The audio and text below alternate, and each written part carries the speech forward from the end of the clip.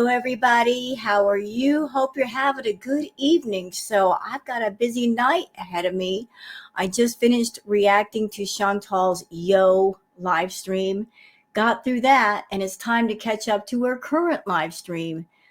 I just looked at it. Oh my God, almost 5 hours. But the good news is, I talked to a friend of mine who was watching it, and they told me the last half of it was just kind of nothing much to talk about. So that made me happy, to know that now all of the live stream was spicy all the way through. I don't want to do a 6 hour react. I got other stuff to do. So what's going on in this react? Well, Chantal did a live stream and she was Rageey. And I have a question. What set her off this time? Was it something? Was it nothing? Was it she just wanted some extra views? I don't know. But in this 5 hour live stream, she's going off on a lot of the same things that she did in the Yo live stream. She's just going more into detail and just stretching it out longer. Chantal, I beg you, I plead with you. Please find other things to talk about. Find other subjects. I mean, you're raging about the same things over and over and over and over and over again. Can we bring up new stuff? Can you get mad at something new? I don't care what it is. Get mad about, I don't know, say golf balls on a golf course or the birds flying in the sky, something, anything. Can we have new topics of conversation? I would love that. I get tired of talking about the same things to my audience over and over, and I'm sure that they are tired of hearing about the same crap. I think we're all tired. Girl world is exhausted. We need a break from the same stuff you keep dishing out. And that is why, Chantal, that is why people keep saying over and over and over again, Chantal, please go back to Canada. Go back. Take care of yourself. Show us a new environment. Do new things. We need a change of pace somewhere, somehow. It's not going to happen in Kuwait. It might happen in Canada. And that's why so many people are saying, please go back. Go back for you, if for no other reason. Go back for you because you need health care. You need access to health care. If something seriously medical happens, you need to be where you can get that treatment. You're not going to get it in Kuwait. So why stay in a country that if something serious happens to you, you can't get the medical care that you may need on the spot? There's no reason to stay in Kuwait anymore. Salah is done. If he won't say it to you because he doesn't have the courage, I'll say it for him. He is done. That is obvious to everyone. Even to you, I think. You know he's done. He is protesting. He doesn't want to be around you. He is done with you. And he just wants you to go home. And he's trying to play nice. He wants to kind of escape your wrath by letting you go on your own. He feels that if you go on your own without a fight, that if you go back to Canada, that you won't get on your channel and turn him into content. Well, I'm here to tell Salah, even if you go back to Canada peacefully, even if he tries to play nice, he's going to be turned into content. I have a question though, Chantal. Is the reason why you're staying in Kuwait is because you have a feeling, you got an inkling that if you leave Kuwait this time and go back to Canada, that there is a great chance that when you go back, Salah will be free to open his mouth and spill the dirt on you? Is that what you're afraid of? And you feel that if you stay in Kuwait, as long as you do, that keeps him quiet? Well, ma'am, you've got a lot of secrets. And there's a lot of people that know your dirt. A lot of people. There is Salah. There's Nader. There are people that are your mods that you talk to in private. There's a lot of people that know stuff on you that have not opened their mouths yet. But it doesn't mean they never will. Maybe they're all waiting for one person to start the chain And then if one person opens their mouth, everybody will jump in and start opening their mouth too. It'll just trivel. What's a trivel? I just made up a word, trivel. It might trigger an avalanche of just this person's talking, so I guess I'll do some talking. And then once that person talks, then another person talks. Maybe you're deathly afraid of the people that know things. They'll start talking. And then that whole fake, phony world of delusion that you built around yourself is going to come crumbling down. What is in the dark will always come to the light. And you may put it off for a while, but you can't put it off forever. And the more lies you tell, the more wrong you do, the more negative energy you toss at other people, that just makes the boomerang that much bigger. I'm just saying. So, with that said, y'all, how about we get into the Twitter peeps? Because I do have some stuff to show you, and some of it is really funny because we need a laugh before we get into this live stream. Like, she's being really vile, extremely vile. And that is why I'm asking the question, what happened? What in the world happened? Can somebody please tell me? I'm confused. But enough with the confusion. Enough with that. Let's put it aside for a minute. And let's get into the Twitter peeps.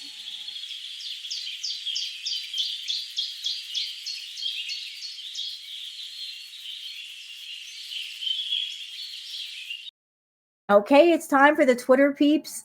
For those of you that are not on Twitter, that's why I do these peeps. It gives us something interesting to talk about. Also, I love to show you guys the good stuff as well as the stuff about Chantal because I want to expose you guys to beautiful things, nice things. And there are good things on Twitter. You just got to know where to look. Also, for those of you not on the Bird app, it gives you a chance to catch up on things without actually being there. So let me go ahead and share the screen for all of you. And for those of you that happen to be on the Bird app, if you want to follow me on the Bird app, there's my handle, Well Girl Sarah. So let's start here with a tweet courtesy of Cowboy Dog. Hey, Cowboy Dog. Cowboy Dog says, Natter told her no, and Chantal will never let go of that narc injury. New country, new man, new religion. None of it matters.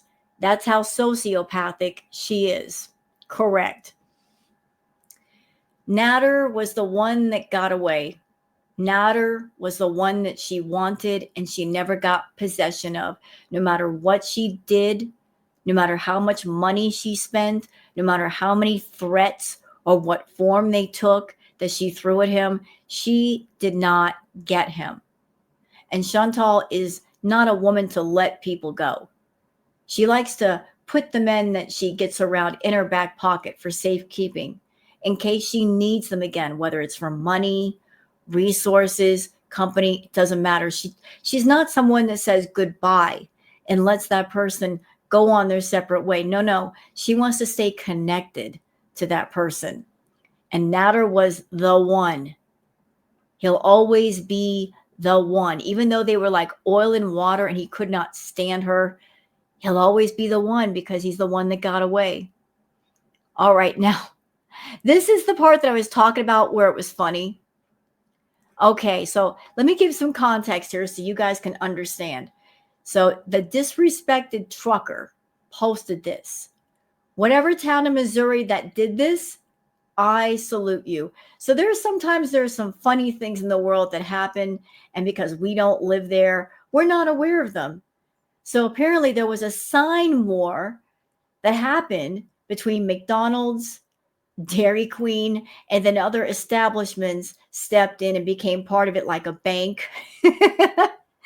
And Domino's Pizza. Let me blow this up so you guys can see. I got to keep the sound off because there's a bit of music. So let's start here. Marshfield McDonald says, hey, DQ, which is Dairy Queen. Do you want to have a sign war? Oh, no, we're not doing the music. So McDonald's initiated the sign war between itself and Dairy Queen. And Dairy Queen responded with, "We would, but we're too busy making ice cream."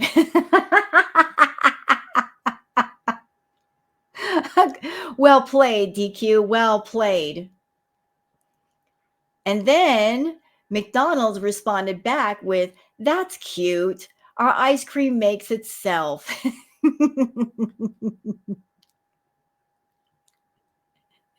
And then DQ responded with, "You mean it actually works? Shocker. Ooh, burn." Because that ice cream machine at McDonald's, sometimes it just gets broken, or they say it's broken.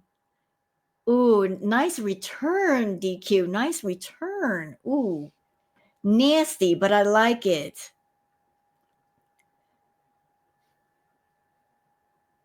McDonald's goes back with, "What's a milkman in pantyhose? A Dairy Queen." Oh, that's not nice, McDonald's. That's not nice.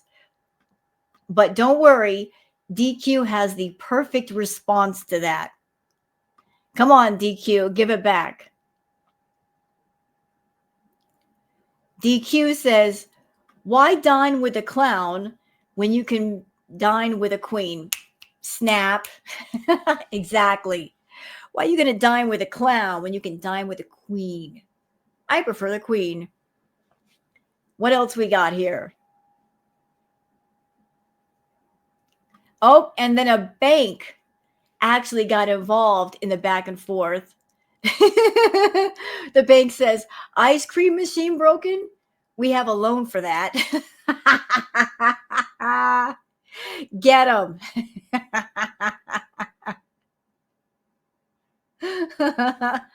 Oh no. And then Sonic jumped in saying, "We have ice for these burns."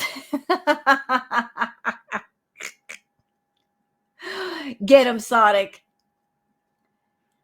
And then finally, Domino's Pizza jumps in saying, "Your signs are cheesy, just like our pizza."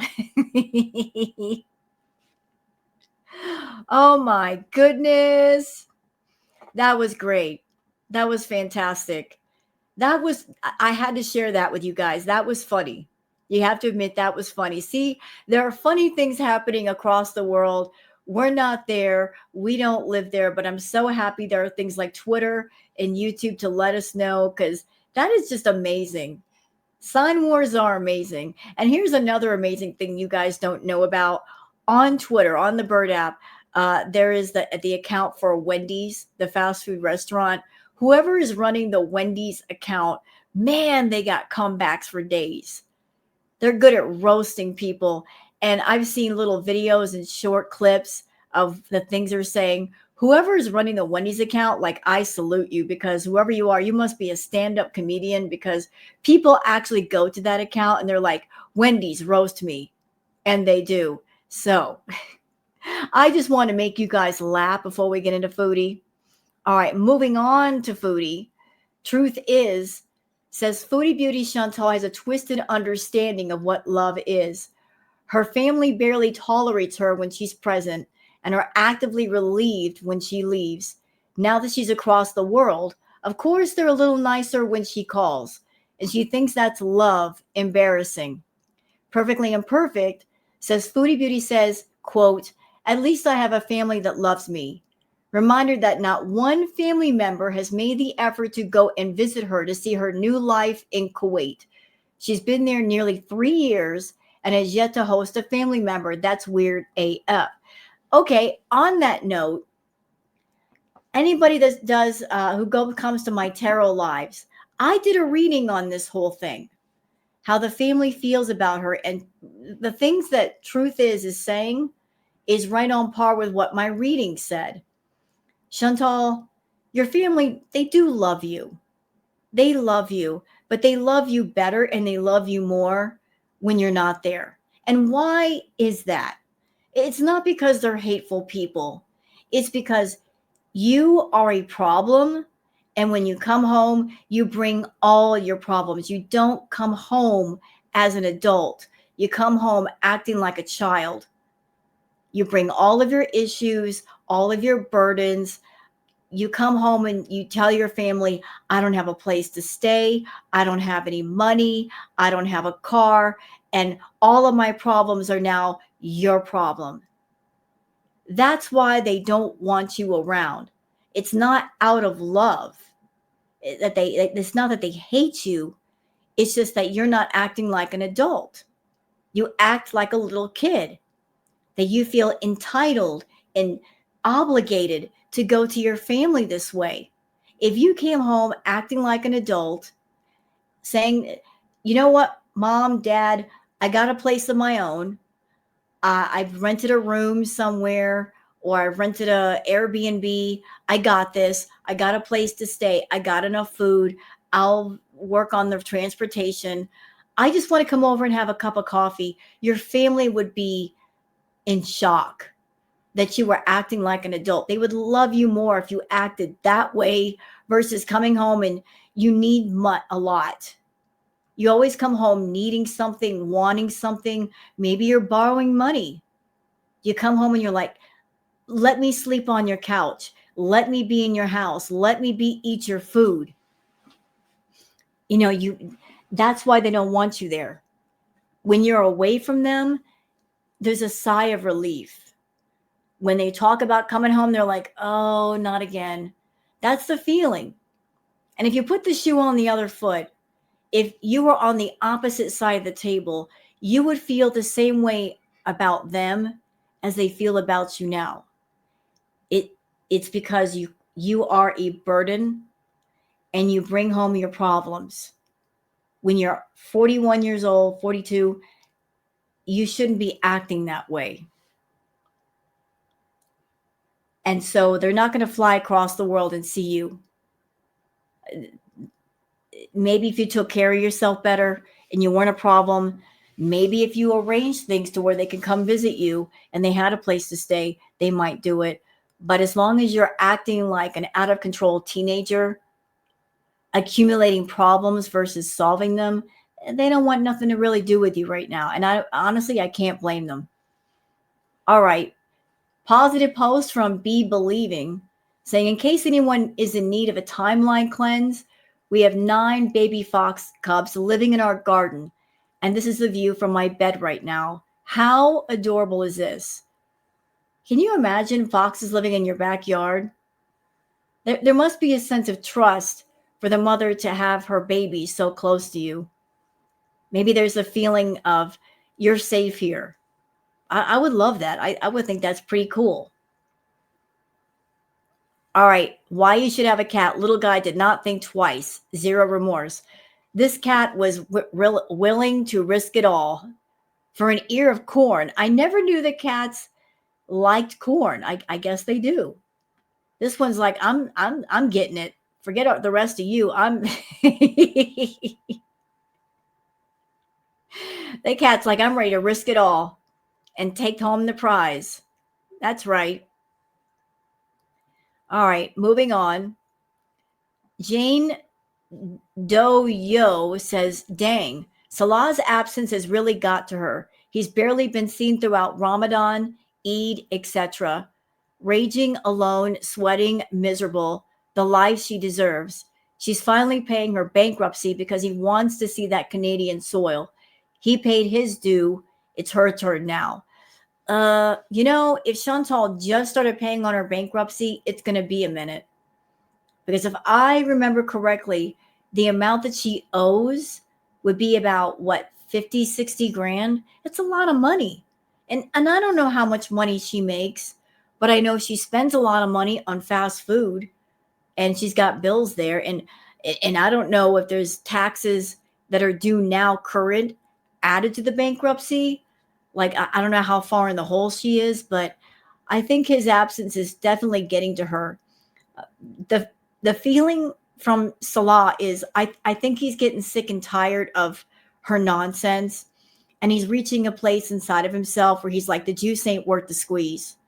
Like, what am I hanging around for? It's not worth my time. I'm not getting ahead in life.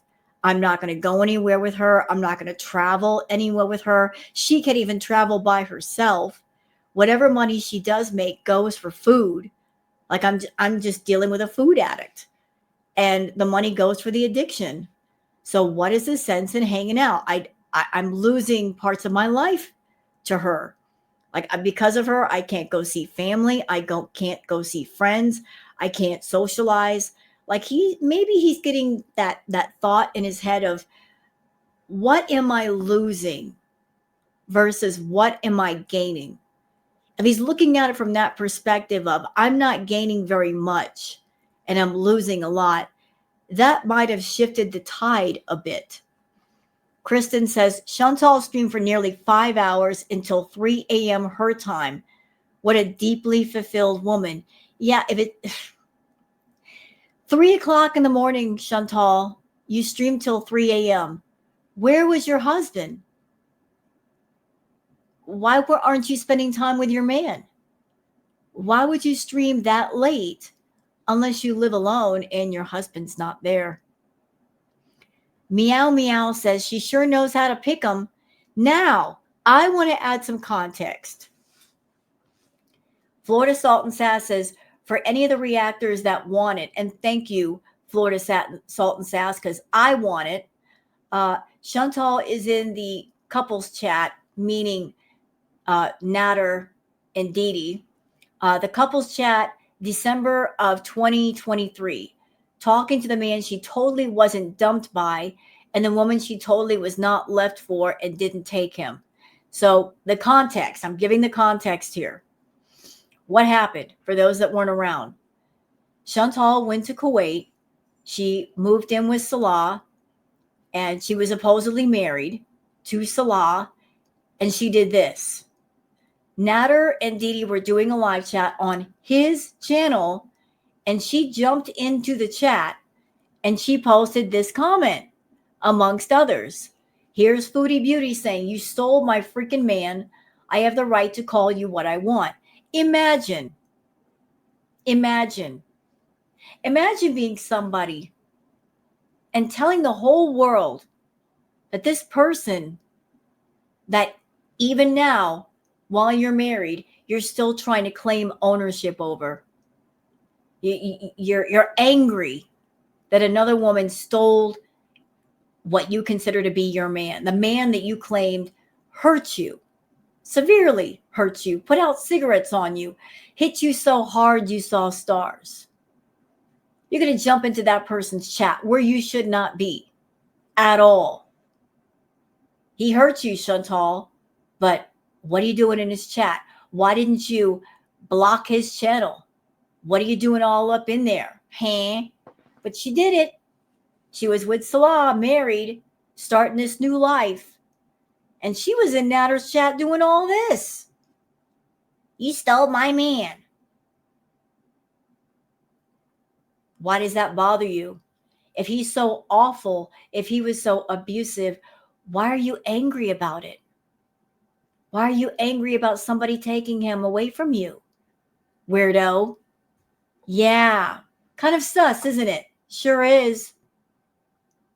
Okay. Enigma 2025 says, so it's just a lie made up. And then if you keep talking about it for that long, just to create a false outrage, no one would have known if you didn't bring it up. That's how it works. No lies would be told if you didn't lie. It gets talked about because you chose to make it a point of discussion. Just Me says, if you can sit in a chat for hours hearing about someone's boil, you're insane, literally. Foodie Beauty. That would be all of her followers in her chat then. Correct. They sat in the chat and listened to her boil for 5 hours. Are they insane? You care to retract that, Foodie? Hello, YouTube says, lost half the people who are watching. No one wants to hear the same crap over and over with a blank screen. Right. She did a 5-hour stream. She was raging, but she stayed off camera. Wah, wah. Would have had a lot more people if you turned your camera on, Foodie, but you insisted on keeping it off. So look here, 218 people watching. Ooh, those are bad numbers, real bad. Yes. Tara Lee says, Foodie Beauty, they didn't want to cut it open.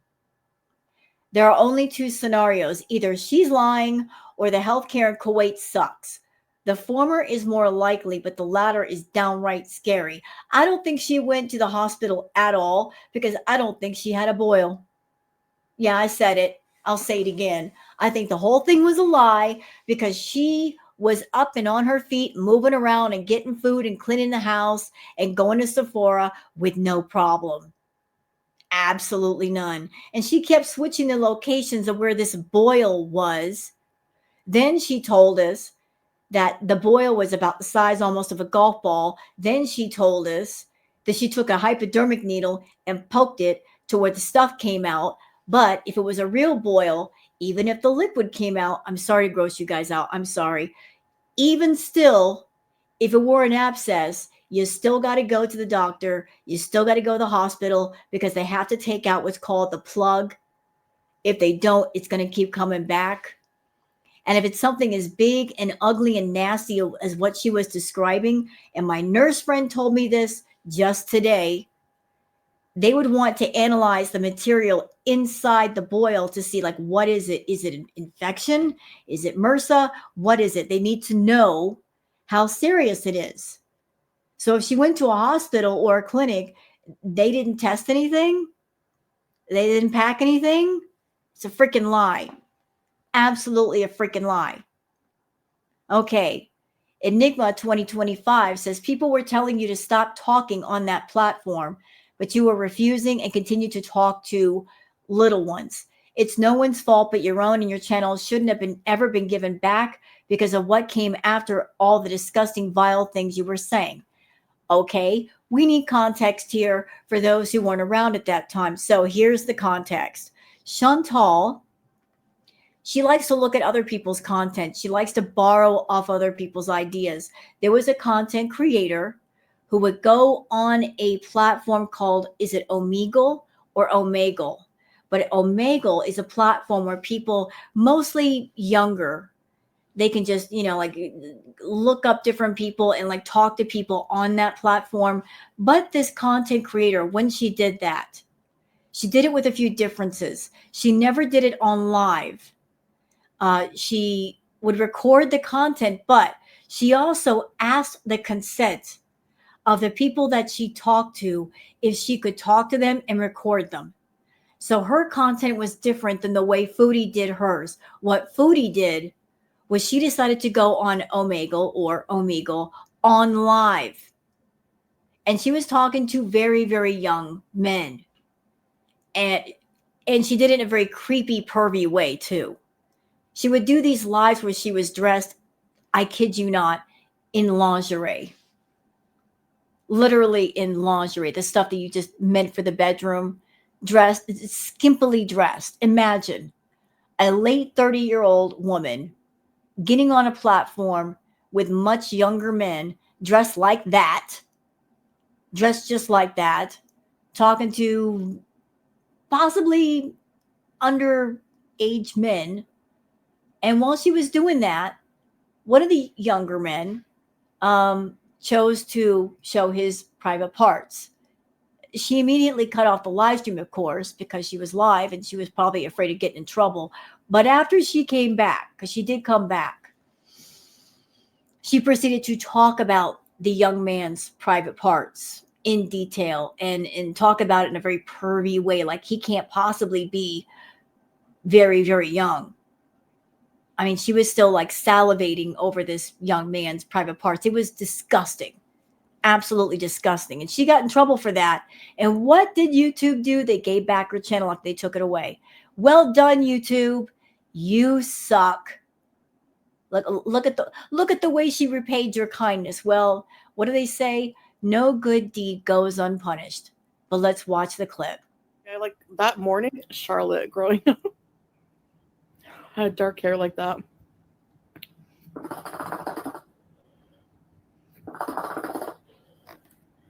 I mean, like them coming on panel and like porn bombing my channel. They've done that before and I lost my channel. What is she talking about? Chantal's never hosted a panel with anybody on her own channel. People on her channel were wanting her to do a panel. Like Beezers were like, do a panel and bring us up. She never did it. You want to know why? because she pulled up StreamYard, which is the program that I'm using right now to record this video, that I use to record all of my videos. StreamYard doesn't have the filters that her phone does. She took one look at herself in the reel, in the raw, and within 60 seconds, she turned off the camera. And she never used StreamYard again, ever.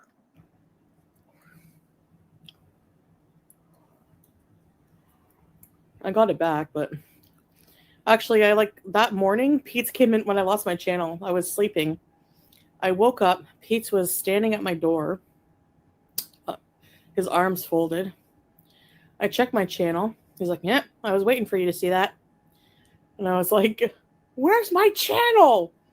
So I went and... Yeah, I remember when Chantal lost her channel, she was freaking out. She was begging YouTube to give it back. She was making promises to her beezers. Oh, I'll be good. I'll give you guys extra content. I'll do this and I'll do that. And then what happened? She came back and then she proceeded to be more vile. Created a company, bought an LLC license, and made a company. And that company had a channel that was back online, baby. Yeah, and look what you've done with yourself and your channel since then. Did you get better? Did you do better content? Did you straighten up? No.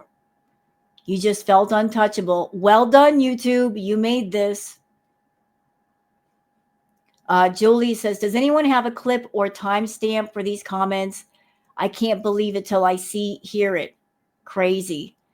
JG says she also just admitted to still having feelings for Natter. I want to see that clip. Where is it? Can I have a timestamp? I mean, I really don't need a timestamp per se. I've always known she's had feelings for Natter. She never let go of him, but I would love to hear the confirmation about that if somebody could come forward and say so. Enigma 2025 says, no one prawn bombed your channel. That's another lie. You went on another platform where a man that looked like a young one exposed himself, and you blame the viewers saying you were set up. But there's no way to with how random each chat was. That was your fault. Yep, sure was. It was her fault. But let's watch the clip. Like that morning, Charlotte growing up had dark hair like that. I think we just watched this.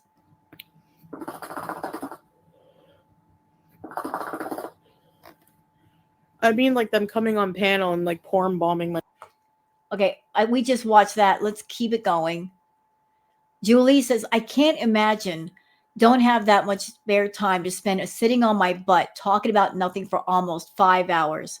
You could have exercised, meal planned, prep, showered, planned some actual content. This is Foodie Beauty peak in life. Total yikes. Yeah, 5 hours, staying up till 3 a.m. And we have no life? Okay, Chantal. Okay, something nice from Science Girl. Raccoons trying to catch a rainbow. Aww. We need this. We need this cleanse. We need this time to laugh and get some positive energy, y'all, before we get into Chantal's stream. Because she's got a dirty mouth in this one. Like her mouth is so dirty and filthy. She could take out the whole soap aisle in the supermarket, buy all the soap and wash out her mouth, and it'd still be filthy. All right, look, I'm including this clip for a reason. Because I would like to say to those in the, what's the word I'm looking for? Those of you that have a profession where you are in the beauty industry, that your skill, your experience is in making other people beautiful, whether you're a hairdresser, whether you are into doing somebody's nails, I would like to let you know that you are appreciated. Those of you that are hairdressers, I want you to know that you're more than just someone that you sit, or should I say stand up, doing someone's hair. You have no idea of how life-altering you can be. the transformation that you can give to someone. If you have the gift of bringing out someone's beauty, how that can transform a person, make them more confident, make them more secure in themselves, make them feel lovely. And here's an example. Be Believing. There is a barber on IG that gives women amazing transformation. His name is Crew Cuts. And I can't have the volume up because there might be some music here. But I salute all of these absolutely gorgeous women. I want to let them know that transformation or not, you are beautiful. You are beautiful now. You'll be beautiful forever. But just anybody out there that you are a hairdresser, you're a stylist, you do more than just hair. You're helping someone to see their inner beauty and outer beauty, and that is a gift. But let's watch some of these transformations. So this lovely lady here, absolutely gorgeous.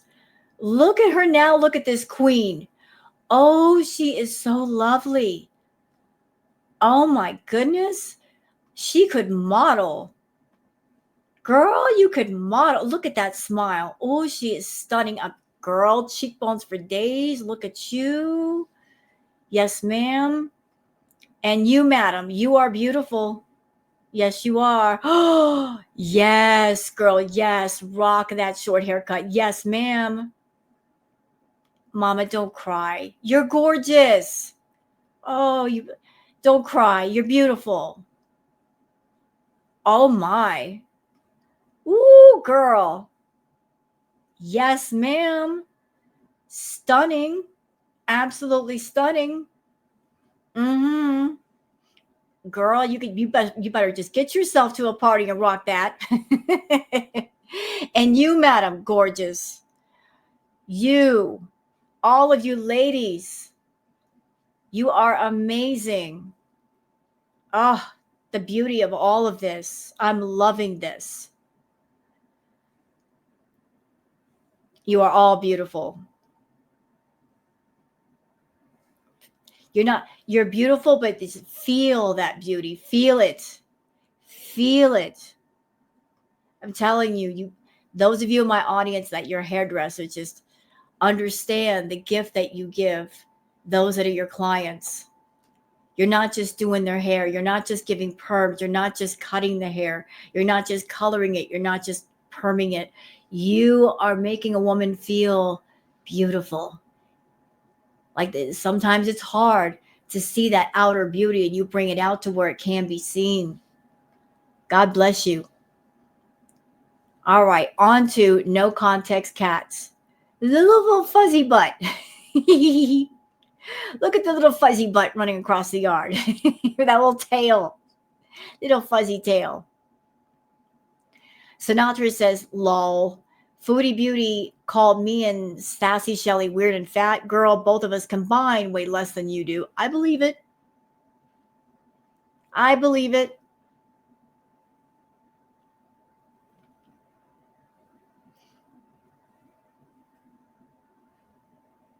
Let's see. Oh, I think we're done with the Twitter tweets. That's okay. She got a long freaking live stream. Ugh. Y'all lock in. I don't know how long we're going to be here. I will cut out the boring parts because I got another react to do. You know, I want to react to Sunburst Tarot's newest reading of Foodie and Amber. Got to have time for that. So if she starts to drag, then I'll just pull her forward with the fast forward button. But I hope you guys like the react because she is in rare form. So before you get started, if you have to stop this react video, go ahead, get yourself a nice cold drink, something to snack on. Look at me. I still got the mango peach salsa and I got chips, but I'll wait till later to eat them because I can't eat right now. I'm reacting. But feel free to snack as you will. So let's go. Oh no.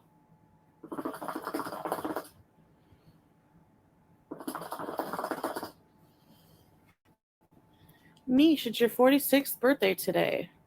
Happy birthday!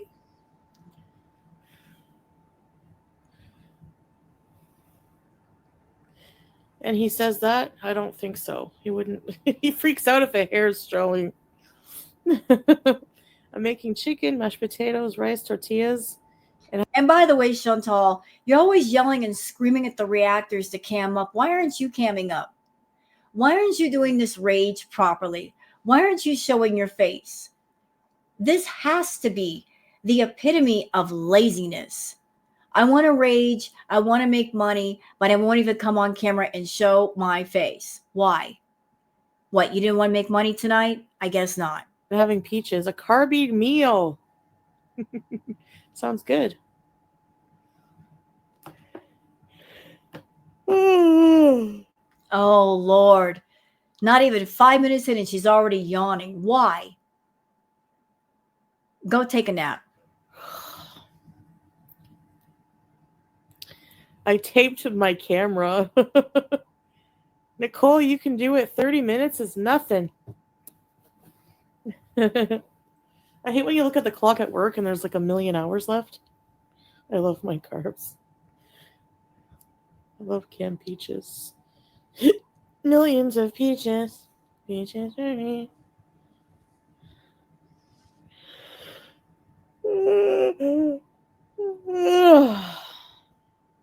Yeah, that's really inspiring. You're starting off the stream yawning.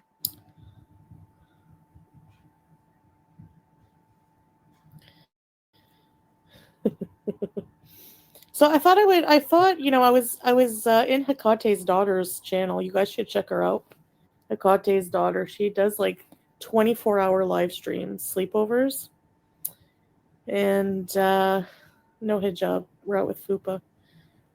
Someone in the chat brought up I should make a boil channel. I think that's a good idea. No, it's not a good idea. And I'll tell you why, Chantal, because you have trouble making content for your main flagship channel.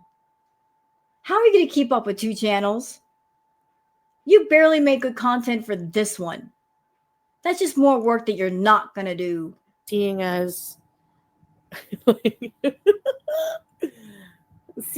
I saw like she was playing reactors, like reacting to me, and they were all reacting because like listen, they react to my content, right? So if I have a boil, it's going to be like hours and hours and hours of discussion. It would not be hours and hours of discussion. It would not even be a discussion at all if you didn't talk about it. And I'm just going to give my opinion here because I can, because it's my freaking channel and I can do that. I would rather not talk about the boil. I would rather not know about the boil. I would rather not discuss it. The boil is your personal issue to have, to treat, or not treat. I don't care. My viewers don't care. And it's honestly quite disgusting. I want to talk about something else. Can we talk about something else? You are the one deciding to make the boil hours and hours of content. I would like to move past it to something else. Please, can we? Thank you. Yeah, sorry, Jackie. Hey, Vanessa. So, I should just make a boil channel? Give my boil a channel? I'm sure that Anime Sucks would love that. He would so love that. He's into anything gross and disgusting and nasty.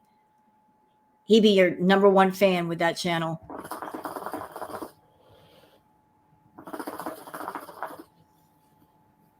Or maybe next we could talk about my hangnail.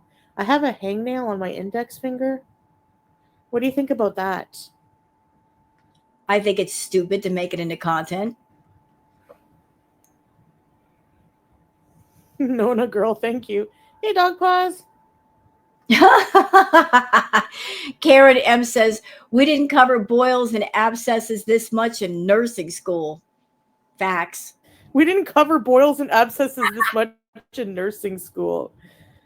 BSMH. Yeah, it's on the mend. It's doing very well. Unicorn blow. The boil is Susan Boyle. And like they're all so stupid. They just make up shit out of their friggin' flat fat asses. Things like, she doesn't want to spend money to go to the doctor. Even though in my boil video, I literally say that I went to the effing clinic. Like, Why would you go to a clinic for something as serious as a boil that's the size of a golf ball? That is not something a clinic is going to help you the best with. That is something that's ER hospital level. A clinic can only do so much. A clinic is meant for minor things, not major things. You want to go to a clinic for two reasons. One, because you're cheap. You don't want to spend that hospital money. You know, if you go to a hospital, you're going to have a major medical bill, and you don't want to part with your money to the hospital. You want to keep it for your mukbangs. So you don't want to go to the hospital and fork out a bunch of money. Number two, the reason why you won't go to a hospital is because if you did, you'd be in the system for your health issues. And if you try to get a traveling visa, a tourist visa, you get flagged. Like, the more times you go to a hospital, the more you're put in the system, and you know it. That's why you prefer the clinic. Stay off the books. like, people are dumb. I can't. Susan Boyle. I don't know any other Boyles. It's the most talented Boyle, so I may as well. It's Susan Boyle is the most famous with the Boyle in her name, and my Boyle is the most famous Boyle on the internet. No, it's not. It's not. It's the most fake. Because I don't even think it exists. I think it's a great big fat lie that you are telling. And what's convenient is because you have this Boyle and we'll never see it. Not that we want to see it, but because you know you don't have to show it to anybody. You can make up a great big lie about having a Boyle, and how are we going to know if it's there or not? So I thought Susan Boyle was a good name. A reaction channel had compiled all instances of your husband saying too many in different videos. Oh my god. I really don't know what to say about that. Hi, Rosa, Ramona. They're all experts, yet they spend all day on the internet. It will heal on its own. It's done it many times. Yes. You know what that tells me? If it's a real boil, which again, I don't think it is, but if it was a real boil, if it's the same boil that keeps coming back, that means you do need to go to the hospital. That means even though you may puncture it and drain it, the plug is still in there and it keeps coming back. And it's going to keep doing that until it's properly treated. Yes, indeed. And if it doesn't, I mean, it's already healing, but if for some reason it doesn't, well, guess what? To the doctor I go, back to the doctor I go. And that just makes no sense to me. If you have a problem, why not properly treat the problem and get the problem over with? It's more expensive and more of a pain in the butt to do things improperly.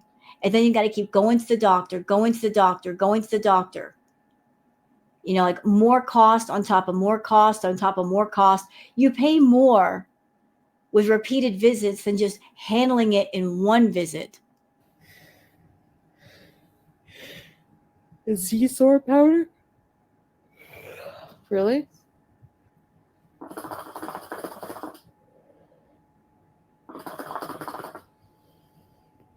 I don't know, strawberries. Maybe not. I don't know. I like, regardless if it heals or not or whatever. I don't know why it's anyone's problem but my own. And can I just say, I am perfectly fine with Chantal not having her camera on. I see enough of her face as it is. I'm okay. with not seeing her face during this live stream. Like, she gets way too close to the camera. I can't. So I'm okay with not seeing it today. Really? You know, like, not like anyone in Gore World is the epitome of health. No offense. None taken. But we're still healthier than you. Some have stage 5 emphysema and look like a friggin' have a frog neck. Some have fetal alcohol syndrome and are obese, so I wouldn't worry about it. You're invested?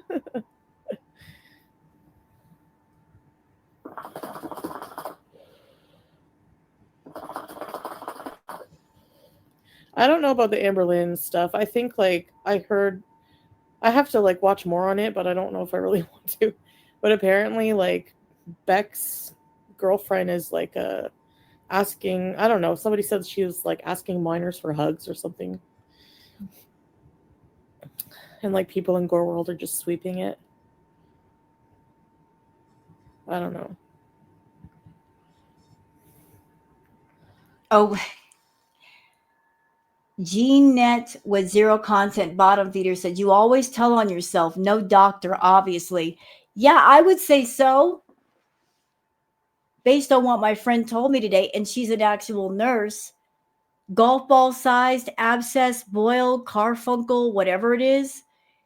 A doctor would, make sure the plug was taken out, and there would be tests done to see what the material was in case it was a deep infection. They'd want to know. So if there were no tests done, she did not go to a doctor. That's what I heard. I don't know. Like, I haven't really looked into it, so. No doctor. How obviously no doctor? And how do Because you didn't talk about the tests that were done on material to see what was in there. You didn't talk about that part. Oops. See, if you went to a doctor, there would be that detail, and that's missing. I have zero content? Like, isn't it sad that I have zero content? And so it is quite sad that you got zero content, that you go for hours and hours and hours and not really saying anything. It's really sad. I'm confused, Chantal. Please help me. I want to understand something. I want to understand. I remember when you got it in your head that you wanted to be over 100K. You just latched onto that, like it really bothered you that you were so close to 100K and you weren't there yet. So you made it your mission to get over 100K.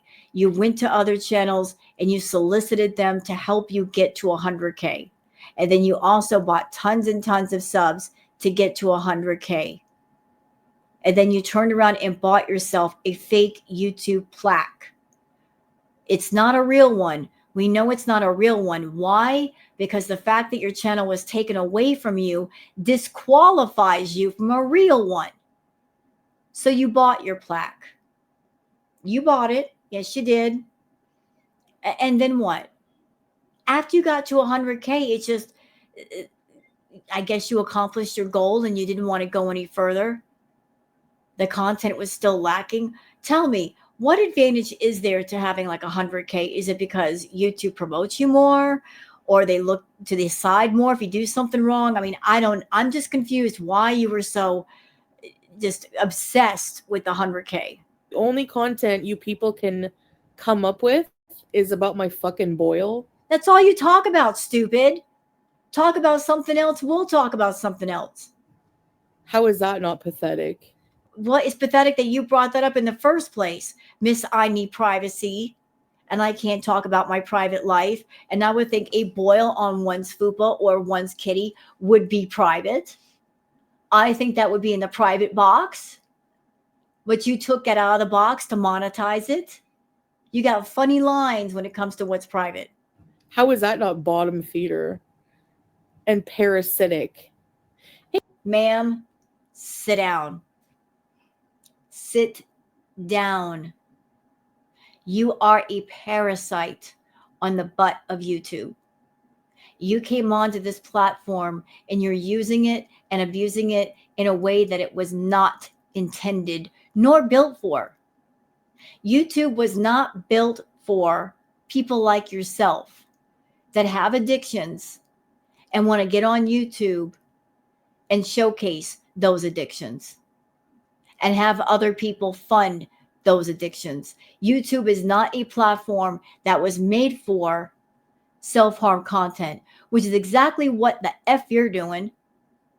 And it was also not a platform built for people like yourself that you want to get on and do adult fetishes in front of all ages people. This is not an adult forum. It is not. You do not age restrict your content at all. And I know why. Because if you did, limited ads, meaning limited money, and you're not going to stand for that. No, you want all the ads on your videos. So you're doing all this mess on YouTube and you want to get paid for it. And you have the nerve to call us parasitic when all we're doing is giving our opinions and using our words. You're the one hurting yourself in front of people and asking other people to pay you for it. So be quiet. Hey, YouTube lover. Like, because at the end of the day, you have no proof of shit. You just have pulling speculations out of your friggin' fat asses. Do you know for sure what I do with my life off camera? No. What you spend enough time on camera. You know, Chantal, when you watch someone, when you listen to someone enough, you pick up many pieces of a person's personality, patterns of behavior, patterns of speech, patterns of many things. You're constantly on YouTube. How can we not get the gist of who you are and what you're doing? We probably know you better than you know yourself. No. Like, whether I go to a doctor or don't go to a doctor is none of your fucking business. Well, you know what? I would love it if your boil was also not our business, but you make it our business. You brought it here. I would rather not know about it nor care. I don't care. Why are you making other people care about it when obviously you don't? Because you're not going to the freaking doctor for it. So if you're not willing to care enough to go to a doctor, don't make anybody else care. Shut up. Or your problem. But it is, because otherwise you have no content. Zero. Yes, I woke up on this side of the bed this morning and I put on my petty slippers. That's where we are right now, y'all. I am not putting up with her mess today. I'm done. Boil rage, yeah. I'm making a channel for my boil. Nicole. Yeah, I don't really know all the lore.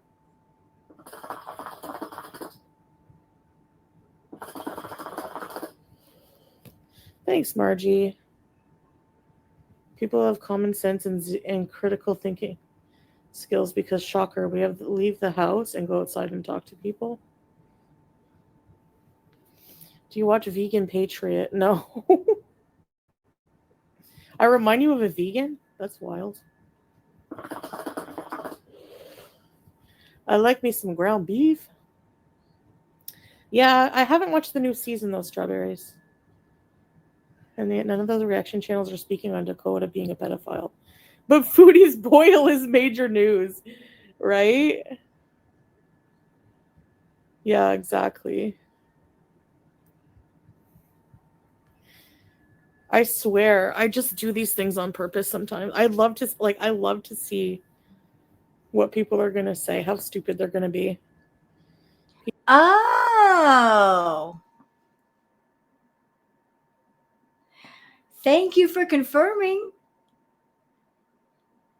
Girl World, did you hear that? Little Miss Attention Seeker over here, she just told on herself. She said sometimes she does things on purpose just to get people talking. She tells lies on purpose to get people talking. Well, we kind of knew that, though. Pieces on the spectrum, probably.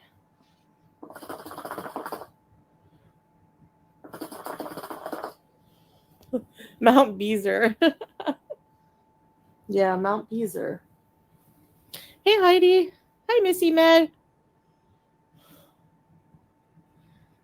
Like,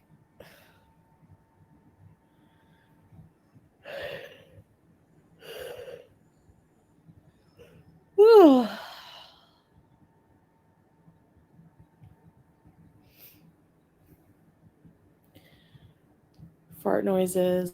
It's bubbly fart shisha.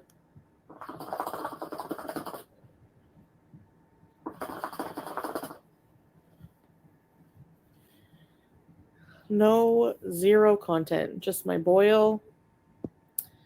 Um, all speculation too, and my visa runs. Next, I think we should. Like, I don't think she understands. By criticizing us as reactors about what we're talking about, saying we talk about the boils, we talk about her visa runs, is she lacking self awareness that she's also criticizing herself and her content? Because we talk about her and her content, and if that's what's in it, we're going to discuss it. So if you're saying that we're boring and we're talking about the boils and the visa runs, like that's what her content is right now. She's criticizing herself here. should talk about my hangnail. Like I said, it's pretty serious. It rubs on everything. I hate it. And you want us to do what about that? Fix it. There's nothing we can do. Fix it. Stop complaining about it and fix it. How should I get rid of it?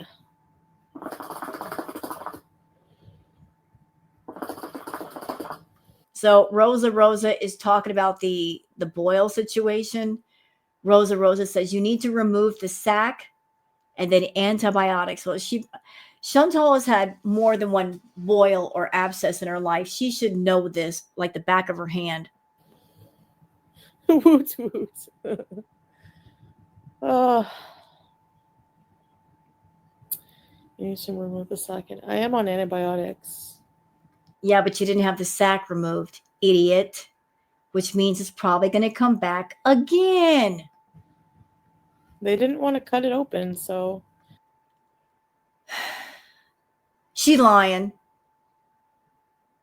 If she went to a clinic or a hospital and they don't want to cut it open, that's stupid. That makes no sense. A golf ball sized abscess and they're not going to want to cut it open to drain it, to get the infection out, make sure to get the sac out. No hospital, no clinic is going to do that. Sounds sketchy. Because it popped, but I don't know. See, you're lying. Which is it, Foodie? Did it pop? Or what about the story you told us about? You took one of your insulin hypodermic needles and you poked it to drain it. So did it pop on its own or did you use a needle? Pick a story and stick with it. Steak and cheese. The meat pie is like dry and chewy. They were. They tasted good, but they were dry and chewy. And I was not satisfied. I was like, what the hell is this? It's disgusting.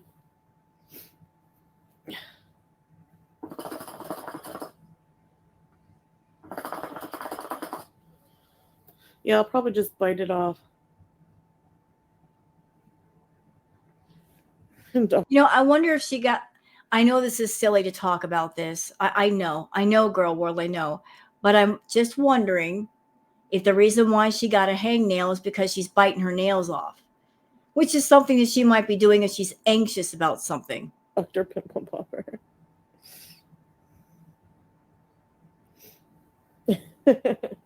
Clippers. I get them a lot. I hate them.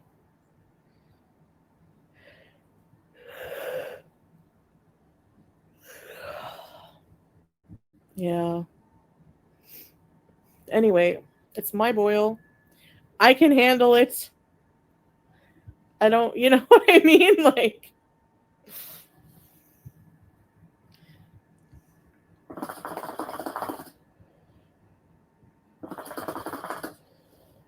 I don't watch Big Brother, no. Someone said Salah licked your boil clean. Oh, yeah. Ew. Yeah, they would. Amoebas on legs. Like,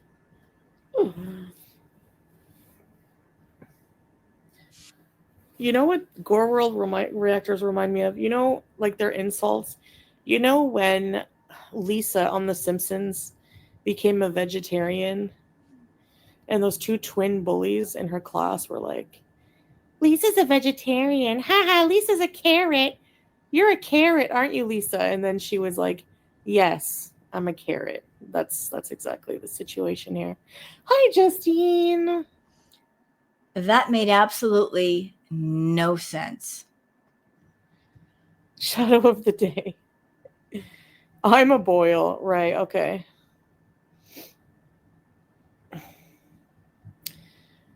Something to do with dairy? I don't know. The fact is, no one is a doctor. No one in Gore World has examined me. You're right. We are not doctors. And even if we were doctors and nurses, you're not our patient. But then again, Chantal, you're not a doctor. So if something serious happens with you and your health, you can't diagnose anything.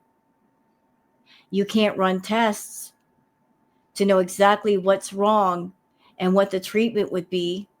Yet you insist on going to Dr. Google, using Dr. Google as your doctor, and then going to TikTok looking for home remedies, none of which work very well. Maybe you need to stop relying on others for serious medical advice. No one has a fucking camera to see what I do outside of my live streams or videos.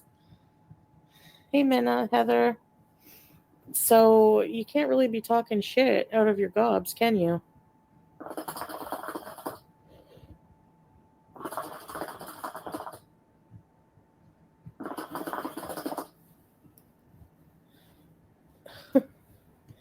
Anyone can get a boil, yeah. True. Shani is a boil.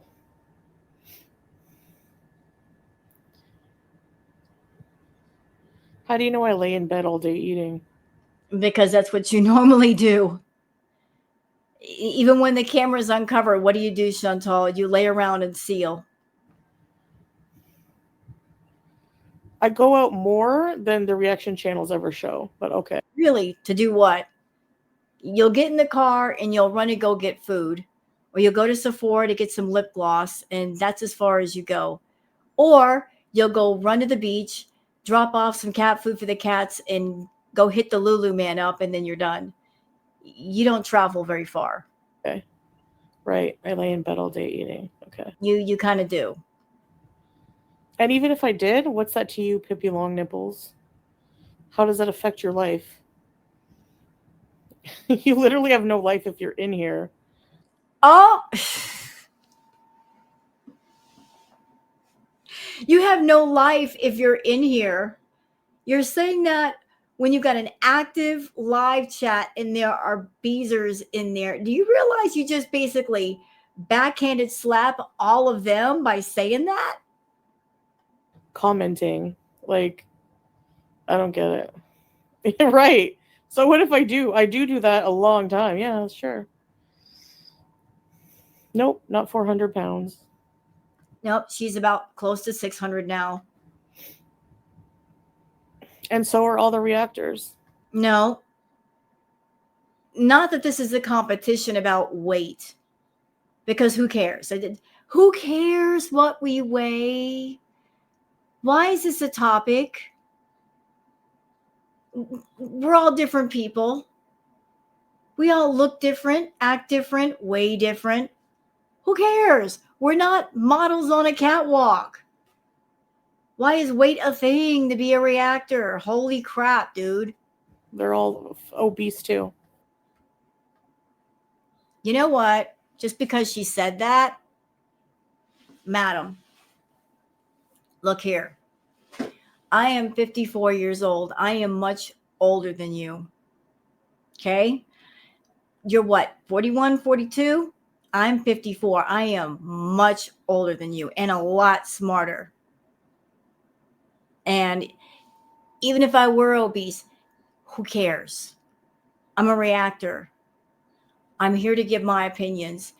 Weight is not an issue. It does not play into me being a reactor, whether I'm good or bad. It's just what it is with your body. But since you're making weight a thing, since you're insisting that all the reactors are obese or super morbidly obese or whatever, I'm here to prove you wrong. Okay? All right? Look here. I got some loose jeans on right now, but I look kind of sloppy right now. Excuse me. But not obese, biatch. I am like 135, something like that. I got, again, loose clothes on because I'm in New Mexico and it's still kind of chilly, but not obese. But even if I were, who cares? Who cares if there are reactors that are obese or chubby or fat?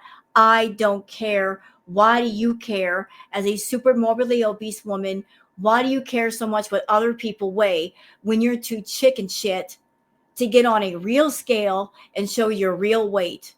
And you'll do everything in your power to keep people from knowing your real weight, which is weird because you're over there doing the Foodie content. And if you told your feedies, hey, feedies, I'm 550 pounds, they would go absolutely wild. They would love it to pieces. You want to have a foot in both worlds. You want to claim that you are 300 and something pounds when you're not. You want to just delude yourself into thinking you can eat 10,000 calories a day and not gain weight. Mama, you are. You are gaining weight. You are over 500 pounds. You're catering to these feedy idiots. You're catering to their fetish. You're eating way too much, which is leading to you gaining weight. That's the way it works. So since you're leaning hard in the feedy direction, why are you just denying what's happening to your body when we can clearly see it? That's just weird to me. You and Amber like to say, that's weird, that's weird. Well, I say it back to you. That is weird.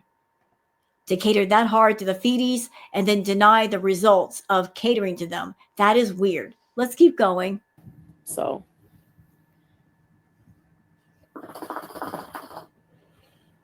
No, they're not. They're here because they like me. You're here just starting shit. Like, you could do better things with your life. Go touch grass. Right? Hi, Stacy. It's actually a paper taped to my camera, Kit Kat.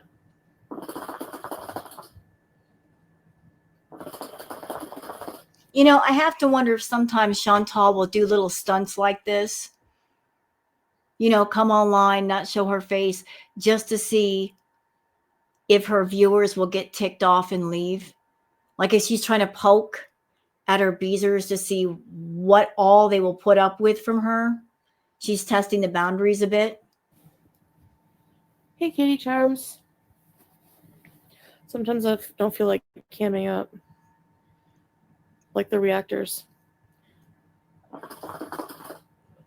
Hey, Vanessa. They're hate mobs. Yeah, true, Natasha. I'm here because... right? Who cares? I'm here because it's chilling. My blood pressure stays stable here. Just chilling in PJs. Like, if I want to lay in bed and be 600 pounds. Oh, self-confession. And not go to the doctor for my boil, it's none of your fucking business. That's don't make the boil our business to start with, and then we won't talk about it. Pretty much how it is. Like, I don't know what else to say about that.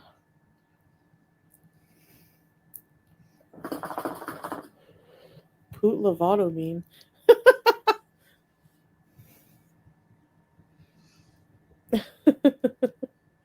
Belle, thank you.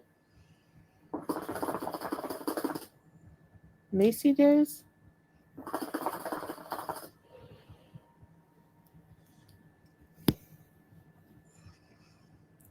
No, the shisha makes my mouth dry.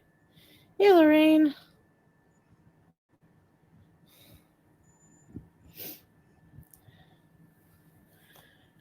Oh my god. Yeah. Okay, like she's kind of nah. Let's scoot it along. This is like almost a 5-hour stream. I'm here for the rage. Screw a bunch of this nonsense.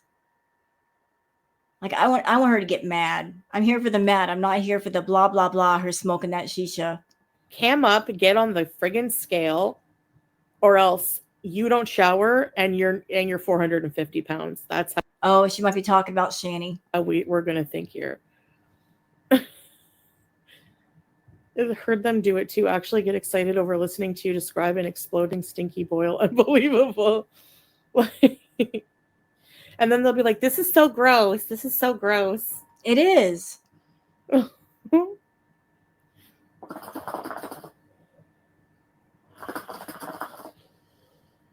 Yeah, exactly. People like Shani and the friggin' gullet neck, lint neck, or whatever, are the epitome of health and hygiene when they literally look like friggin' toe lint.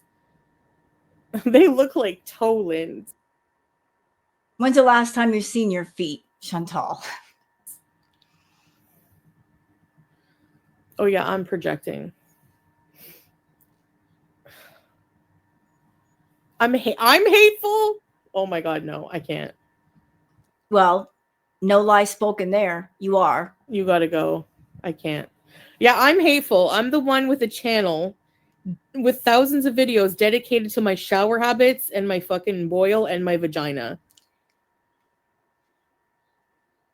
You are hateful. And how many videos, Chantal, how many lives have you done where you are just all fired up and you spend the entire time or most of the time of that live or that video going off on whatever reactors? How much content have you made? How much content have you monetized and make money off of talking about different reaction channels? A lot. A lot. Aside from the food, that is your number one content. Right, I'm hateful. Okay. You are. Okay. Oh my god. To these kind of people, you're damn right I'm going to be hateful. Okay? What do you want me to do? Give them a friggin' kiss? No, thanks. I'll pass on that. No. It's okay. You keep your lips to yourself. I'm good. Get out of here. Well, and on that note, what are we supposed to do? On that note, given your content, given what you do, Chantal, and how you do it, what are we supposed to do? If you're acting negatively on camera, you're doing the self-harm content, you're doing the fetish content, you have a food addiction and you are monetizing it, are you expecting praise for that? Are you expecting us to do reactions and praise you for hurting yourself and making yourself sick? No, ma'am. No. You want positive praise from people. You have to do positive things where there is positive energy. You can't expect positive for negative. It doesn't work like that.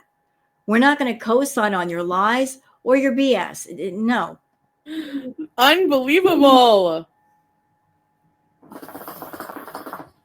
Welcome to the Twilight Zone, people, where you defend yourself against stupid shit said on the internet and people think that you're the evil one. Okay, good. I'm in my villain era. And they said that the boil leaked all over the floor of the house. Yeah, right? And I even said it was in the shower. Exactly. They just make shit up.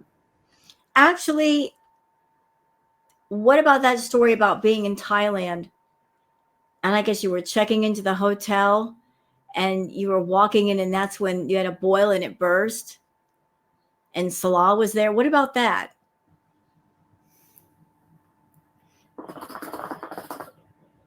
True, petty, yeah. They hate it when I bite back because it makes them look extremely demented.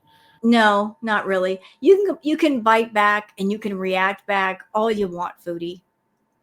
We like it when you react back because you're very bad at it. Didn't you have the idea of doing a Foodie Reacts Back channel. What happened to that? Why didn't you do any reactions? We were excited. We wanted you to react to us. Oh, we were looking forward to tearing you apart because we know how bad you are at reacting. Why didn't you follow through with that? Is it because the few times you did react to somebody, you sucked at it just that bad and you got torn to pieces then? And you didn't want to repeat performance? You don't make us look bad when you react to us. It gives us more content. Which they are. If you can sit in a chat for hours hearing about someone's boil, you're insane. Did you hear that, Beezers? Did you hear what she just said? You're all sitting in the chat right now, listening to talk about a boil for 5 hours. You must be insane. Literally. True blocks, yeah. Lurking here. I'm making a channel on the boil. It's the most popular thing to talk about right now. Hey, page 5.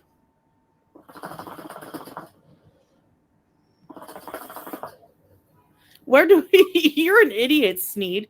Where do I beg for reactors to react to me? You kind of do. But Chantal, this whole crazy dance between the reactors and yourself, this has been going on for years. And I'm going to rewind the clock a little bit and just remind you. I remember when you had a baby channel, it was just starting out. And then this whole crazy, unexpected ecosystem of Girl World came to be, sprung up around you and Amberlynn. And it just turned into what it is now. And you were okay with Girl World. You looked at it through the eyes of, I'm a channel and I'm trying to grow. And the more people talking about me, the better. Because it spreads my name all over YouTube and there's more chance of more people finding out about me. You were okay with the reactors. You were okay for a long time. You would lash out on occasion when you got mad. But for the most part, you understood that it benefited you for people to talk about you. The turn in the road happened after Crackhead Olympics. And that's because the money started going down. The views started going down, and that's your fault. It is totally your fault because before you went to Kuwait, you were so on top of your analytics, and you were just almost obsessed with what can I do to shock people? What can I do to get people to watch me? You kept raising the bar on yourself, trying to find more and more and more shocking things to do, to say, to be, to get that attention up and up and up and up. And I knew that eventually you would hit the ceiling. You would reach a place where there was nowhere left to go. You had shown us everything. You had said everything, and you did. You did hit the ceiling. You reached a place where you're like, you couldn't figure out anything else you could do to be shocking. You showed us every part of your body that we did not ask to see. The only thing you could do to shock us was to put your clothes back on, and you did, and you became a Muslim. But in order to shock people, you had to go down the hill versus up. But your content has always been geared towards getting the reactors to keep talking about you. Always. Where? Hey, Living Eye Roll. Yeah, Rosa. Salty Crab did his tribute to Sarah, but then proceeded to drag her in the rest of the clips. Gross, obnoxious, ew. Scully's got a good point. Reactors cover what you talk about, just like the talking heads of current events and news, right? We're just commenting on the news. That's all. That's all we're doing. Surprised. Like, humans don't surprise me anymore. Using ironic nasal vocal fry. If you have HS. No, I don't think it's HS. I looked up pictures. It looks nothing like that. They cover what you talk about, just like the talking heads of current news and events and news. Yeah, you know what? The difference is, Scully, there's a genocide going on. There's actual news going on. Listen, reactors react to Chantal or whoever. We are not political channels covering political or world events. We cover what we cover. And they talk about my boil. That's big news. And just like Chantal, she knows what she is, she knows what her content is, and sometimes she goes on these weird tangents where she pretends to care about world events or things happening in the world when she really doesn't. And this is part of the reason why her channel never took off. Aside from the fact that she doesn't really try with her content, like her content is very, shall we say, muddied up. There's a lot of people that are mukbangers and they understand that if their content is mukbangs, they got to keep it on mukbangs. Like if you get an audience based off a certain content done a certain kind of way, you got to stick with it. There's got to be consistency. If you start muddying up your channel, mixing in this, that, and the other thing, people get confused and they might unsub because they're like, hey, I'm just here for this one type of content. I'm not here for this, and this. She tries to mix in mukbanging with drama, with this, with that. And then she wonders why people don't sub up to her. Green grapes. Oh,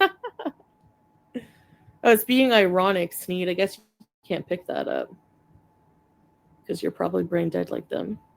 Look at the way she's talking to her audience. Why do you beezers put up with this? I don't know. Hi, Teardrop. Thank you, Madison.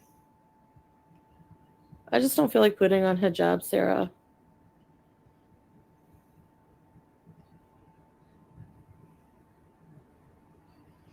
Yeah, that's what they do, Kimmy. They deflect. You know?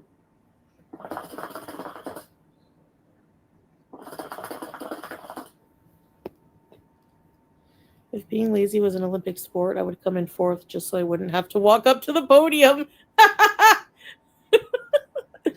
That's a good one. Oh. I paid my boils. My boils paid. My boils being taken care of.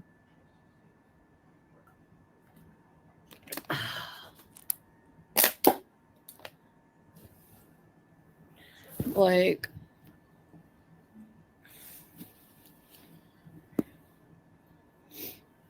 but anyways, I don't know, whatever.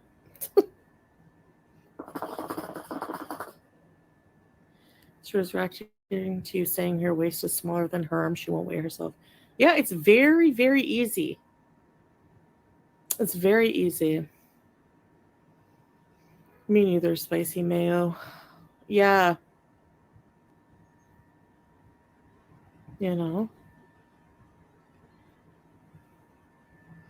Okay, shut up, Chantal. We're going ahead. You're only lying to yourself. Oh, she's imitating Doctor now. But I'm not Doctor now. I've been following the plan. I've been starving. I've been only eating turkey and lettuce.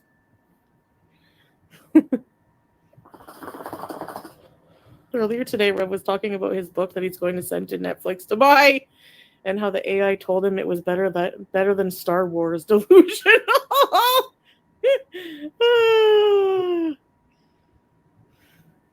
Okay, let's move ahead. Mary Kay Bergman, she was the okay. She's doing impressions. Jersey Mike's young. Yeah, we don't have very many good sub places here. Okay, moving along. Like, this is a 5 hour. Like, look, it's almost 5 hours. I'm trying to get to the good stuff, wherever that is. We're gonna find it. Like, it's like they can't shame me for it because I'm not ashamed. It's not something that it's in my past. So, hi, Candace. Exactly. Whatever.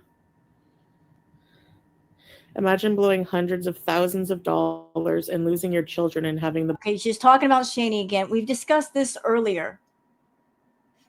We discussed this earlier. Move along.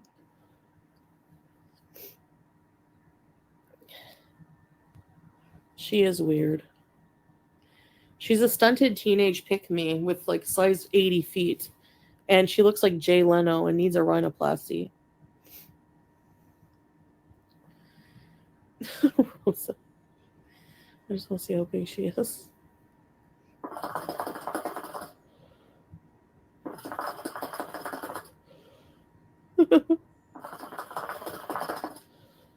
Even ALR is more mobile than you, Shani. ALR can at least. What can somebody please answer the question? What did she what did Shani do? What did Shani do or say to Chantal to get her this fired up? Can somebody please illuminate to me what happened? What nerve did Shani step on that belonged to Chantal? Walk somewhere. She tries. She stole them. Like. Chantal, let me just paint the picture for you. It's what, 2, 3 o'clock in the morning where you are when you did this live stream? It's 2 a.m., 3 a.m.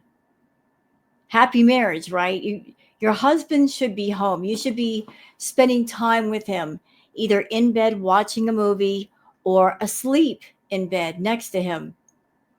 But there you sit in the oceanside villa, in the dark, alone, smoking that shisha,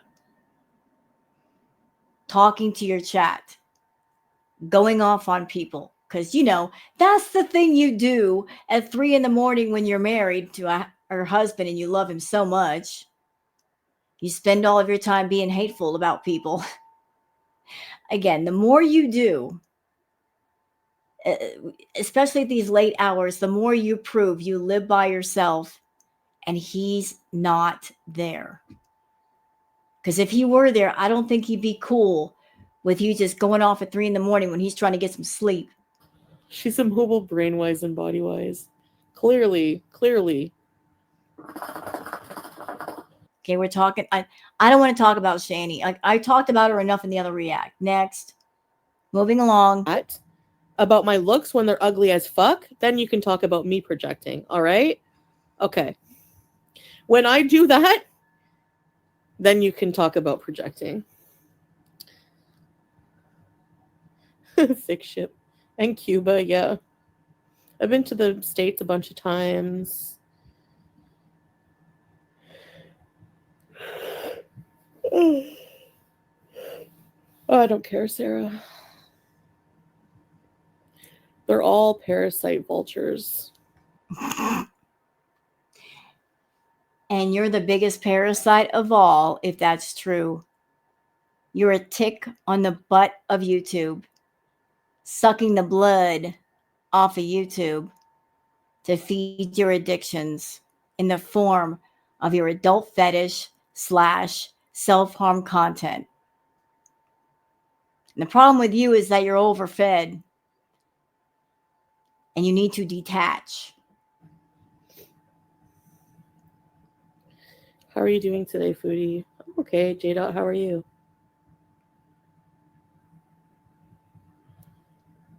True, Rosa. Whatever the majority sides with reaction channel side with, most of them have no moral compass, exactly. And then all will like, I haven't been to London. She wants to come to Canada. I wish that bitch would come near my anything. Oh boy, here she goes. And she's trying to act like she's tough, like she can kick somebody's butt, like she can get into a fight and win. Really? Really? Chantal, you only talk this way when you're online. You had the opportunity to say what you wanted to say to FFG in person, face to face, and you didn't, you coward. You proved what a coward you are that day. Thing. I wish I would love to like get her on stalking. Sure, okay. Have you seen the cookie fight? Shanley threw a fit and cried because Rev ate a few of her cookies. I did see that. Yep. Give him a cookie. He's starving. He's starving.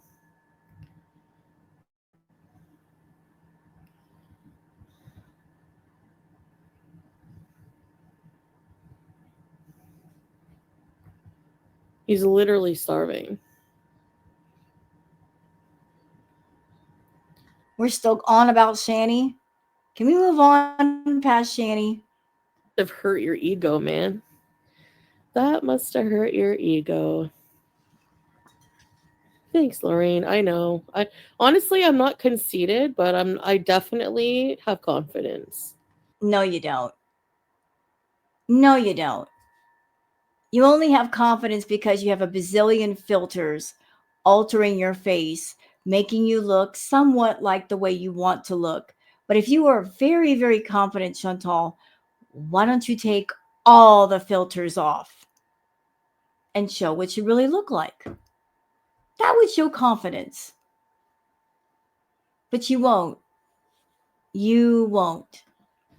People are going in. I mean, I'm sitting here, mama. Look at me. Older than you.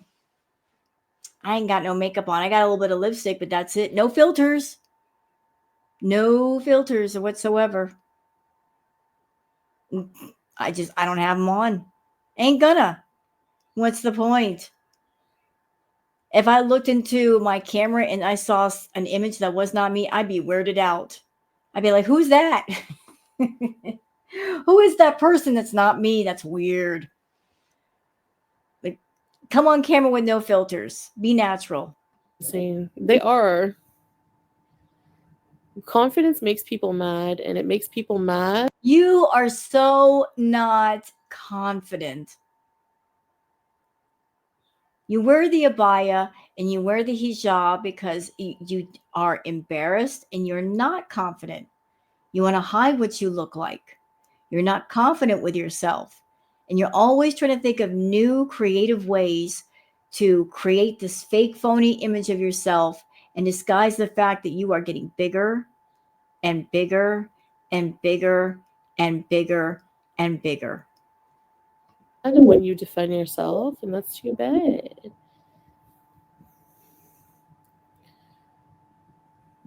Script goat.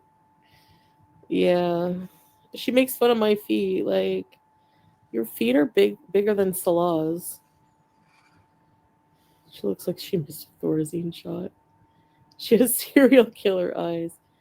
Remember that crazy girlfriend meme? She's exactly like that. Like renting Airbnbs. You talk about Salah being broke? Bitch, he pays the rent here. You had to. No, he doesn't. No, he don't. Wait, you know what? Maybe she's right. Maybe he does pay the rent after she gives him the money to pay the rent. Pay an Airbnb for Guntlick. You have some nerve to talk about it. Oh, teardrop, I wish you did. You're gorgeous. Jessica is 1,000 times more attractive. That's why Gorlick was cheating on Boozy with her. I'm confused. Why are we talking about this? This is old news, old hat. Why is she raging about it now? Why is she bringing it up? Hi, little nitty. Even if it's not publicized, there's going to be news outlets that do a play-by-play like they did with the Delphi. Muscat. Come visit. Oh, Reynolds. Yeah, I do want to go, inshallah. I thought there'd be more rage in this one. Boo. Where's the rage? I'm looking for it. I'm looking, y'all. I'm looking. This is like we're at an hour and 37 minutes. I'm trying to like go through this. I'm combing as we go. Yeah, Scapegoat, right? She'll change up on the slightest whim. She doesn't have a brain or a personality. That's why. Exactly, Belly. If you can see this, Breezy, stop talking about other women's men. Get help. That's her go-to. Okay, we're talking about Breezy. Next. Even dare to speak on anyone who's independent, right? They should, Sarah. I know. Crystal. It's those beady eyes. No one One moment. wants her. Get a life, people, Nicole. Breezy, stop threatening Chantel because we will report you about what you are saying about Salah. Go ahead, report me. Do you think anyone here is going to care? They're going to look at your channel and think you're friggin' disgusting. So who cares? Yeah, you know what? I know a lot of people report Chantal for different things. And as much as I wish that YouTube cared more about their platform, the truth is they don't. They really don't. They care about making money. That's all they care about, obviously. And in my opinion, the terms of service, it's really just words on paper that they can show advertisers so that advertisers feel comfortable putting their ads on videos so that YouTube can make money. But behind the scenes, the terms of service really don't mean much. YouTube is weird. They will take a channel completely down and away for not much of anything. And then someone like Chantal that has broken every terms of service there is 100 times over, they leave her alone. It makes me wonder, does she know someone at YouTube? Does she have any contacts? Why are they allowing her to be on the platform and use it the way she does and do nothing? Especially when she openly tells people to bypass YouTube and just send her money on PayPal, which you would think would be like the ultimate sin with YouTube because that cuts out their 30%, but they just turn a blind eye. So reporting, in my opinion, doesn't really do anything to Chantal. Hi, Vegas doll. Having, defaming somebody here, causing internet drama here, if you're, other residents here, other Kuwaitis, may be illegal here. But some dipshit in America who's a bully, I don't think anyone's going to give a shit. But do it. I don't give a crap. Scrape. Okay, she's just insulting Breezy and Shani. Is there anything else? Anything? We've had enough of this Shani talk for one night. The wings were disappointing. Yeah, Layla, they were. I won't be waiting 45 minutes in a line ever again for that.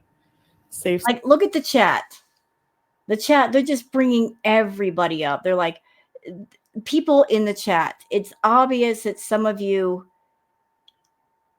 got bones to pick with different reactors. But again, you won't make a channel and make your own content and voice your opinions and your feelings in a video because you don't want the smoke. You don't want to be reacted to. You don't want the heat. So you get in Chantal's chat and you use her as the mouthpiece. But look at you, all of you, like you're bringing up different people. Space. No, honestly, the fact that she will not stop talking about the size of Salah is so weird. How does your boyfriend feel, Breezy, that you obsess over a man's size? Yeah, right? She has never seen it. Like, don't worry. I'm good with everything. He's my husband. Don't you friggin' worry about it. Roast beef sandwich. Pippi long nipples. How do you like the body shaming, bitch? Yes, cool, Abby. Fuck out. Oh my god, she's a weirdo. No, she's not. Fat Cow is a lovely lady, very, very eloquent in speech, very well spoken.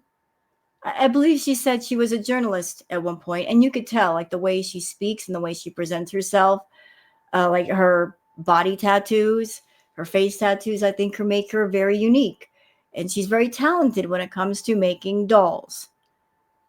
What's wrong, Chantal? Are you mad about the fact that people enjoy Fat Cow's content? That people enjoy her commentary? You know, Chantal, if I were you, I would be absolutely amazed. I mean, I've been part of girl world for a long time, and I've seen and been exposed to many creative people in girl world. I think it's absolutely just mind blowing and amazing how you do your content on your channel, but it's so amazing to see all the wonderful people of girl world and how different they all are. The different approaches and commentaries and the different directions that people have taken your content. Example that you had the animation channels, the people that did animated videos of you. That was one avenue that people took with your content. And another one would be Sansa Cooks doing the macronutrients. That's another direction. There are straight commentary channels that don't really react in the usual way. Like the different directions that people take your original content, it's just amazing. The different angles that people present, it's fantastic.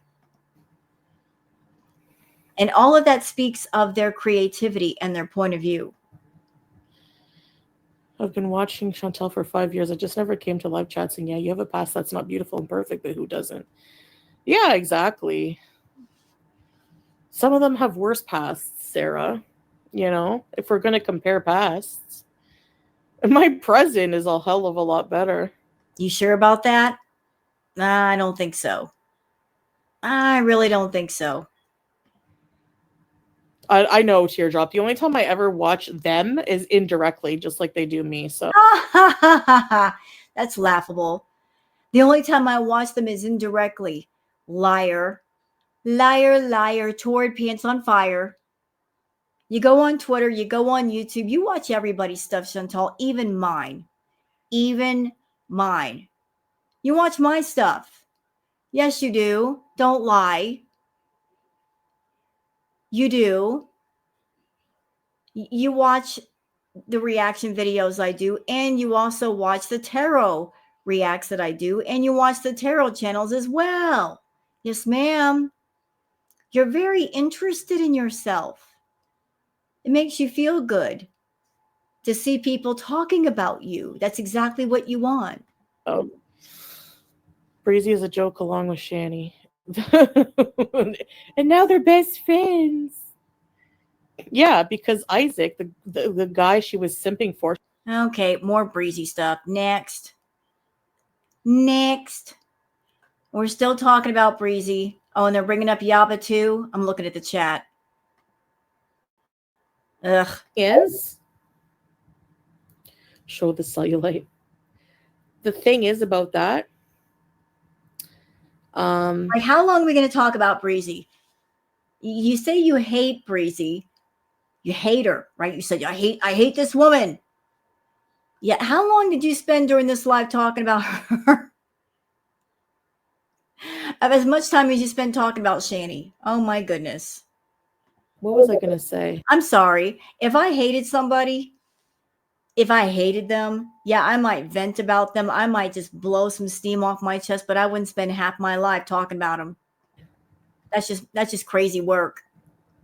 I forget. But she's still talking about my man as if he gives a shit. He's not hearing any of it, neither am I. Let's see your man. You won't show him. I know you won't. Oh, this is so silly and stupid. Yeah, exactly. Sit and spin. Booze and snow. Try judgmental. Cap on the mental part. Okay, like this is all like her insults aren't even that good, y'all. They're not even that good. She's sitting in the dark and she's just making these stupid insults, talking about people she hates with the lights off. Really? Next. Really? Donated womb. That's awesome. Does F Cow have exclusivity on your likeness, or can we all make dolls of you? No, nobody has exclusivity. It's deliberately using the kids as a shield when we're talking about parenting. Exactly. Let me say that again, okay? It's deliberately using the kids as a shield when we're talking about parenting. No identity of knowledge about the individual kids required. Exactly. I would never sit there and dog on children, okay? No, you would just simply take a parent's pictures of their daughter and their son and make an AI picture of the children kissing, suggesting perverse action. That's what you do. And you would also take the pictures of the daughter and the son and make fake profiles on YouTube and act as if they're speaking against their mother. Yeah, you've done that too. Just to be hateful. Like Yaba has done. She's literally called Ron's deceased child the R word. Hey, Sarah, and I don't like reliving that for him. I don't particularly like Ron, but he's a human being. And the fact that, that's tragic when that happens to anyone. So I'm sure him hearing that on the internet all the time is just sick, you know? Oh, Foodie's so ugly. Still talking about Breezy. God. Still talking about her. Can we get off the Breezy subject, please, and move it along? And thank you. Luckily for me, I don't place any of my self worth in the hands of someone like Boozy, all right? No, you just seek out validation in your self worth in sleazy, easy men that you try to buy. You put your validation in having a relationship, having a man around that you can put on camera so you can say to everybody else, "Where's your man? Where's your husband?" Bitch, I've been married twice for real. Did not pay for my husband's. I was in real marriages. I divorced both men because they were not good for me and I wasn't good for them. And so it was over. But I had the real thing. And you paid $9,000 for your fake, phony, stand in, whatever man. And he don't even like you.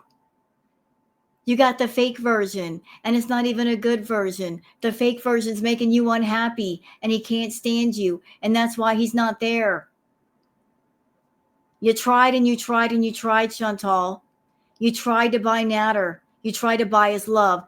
Did not work. You tried to buy Salah and his love. Did not work. One day, you're going to get it through your fat head.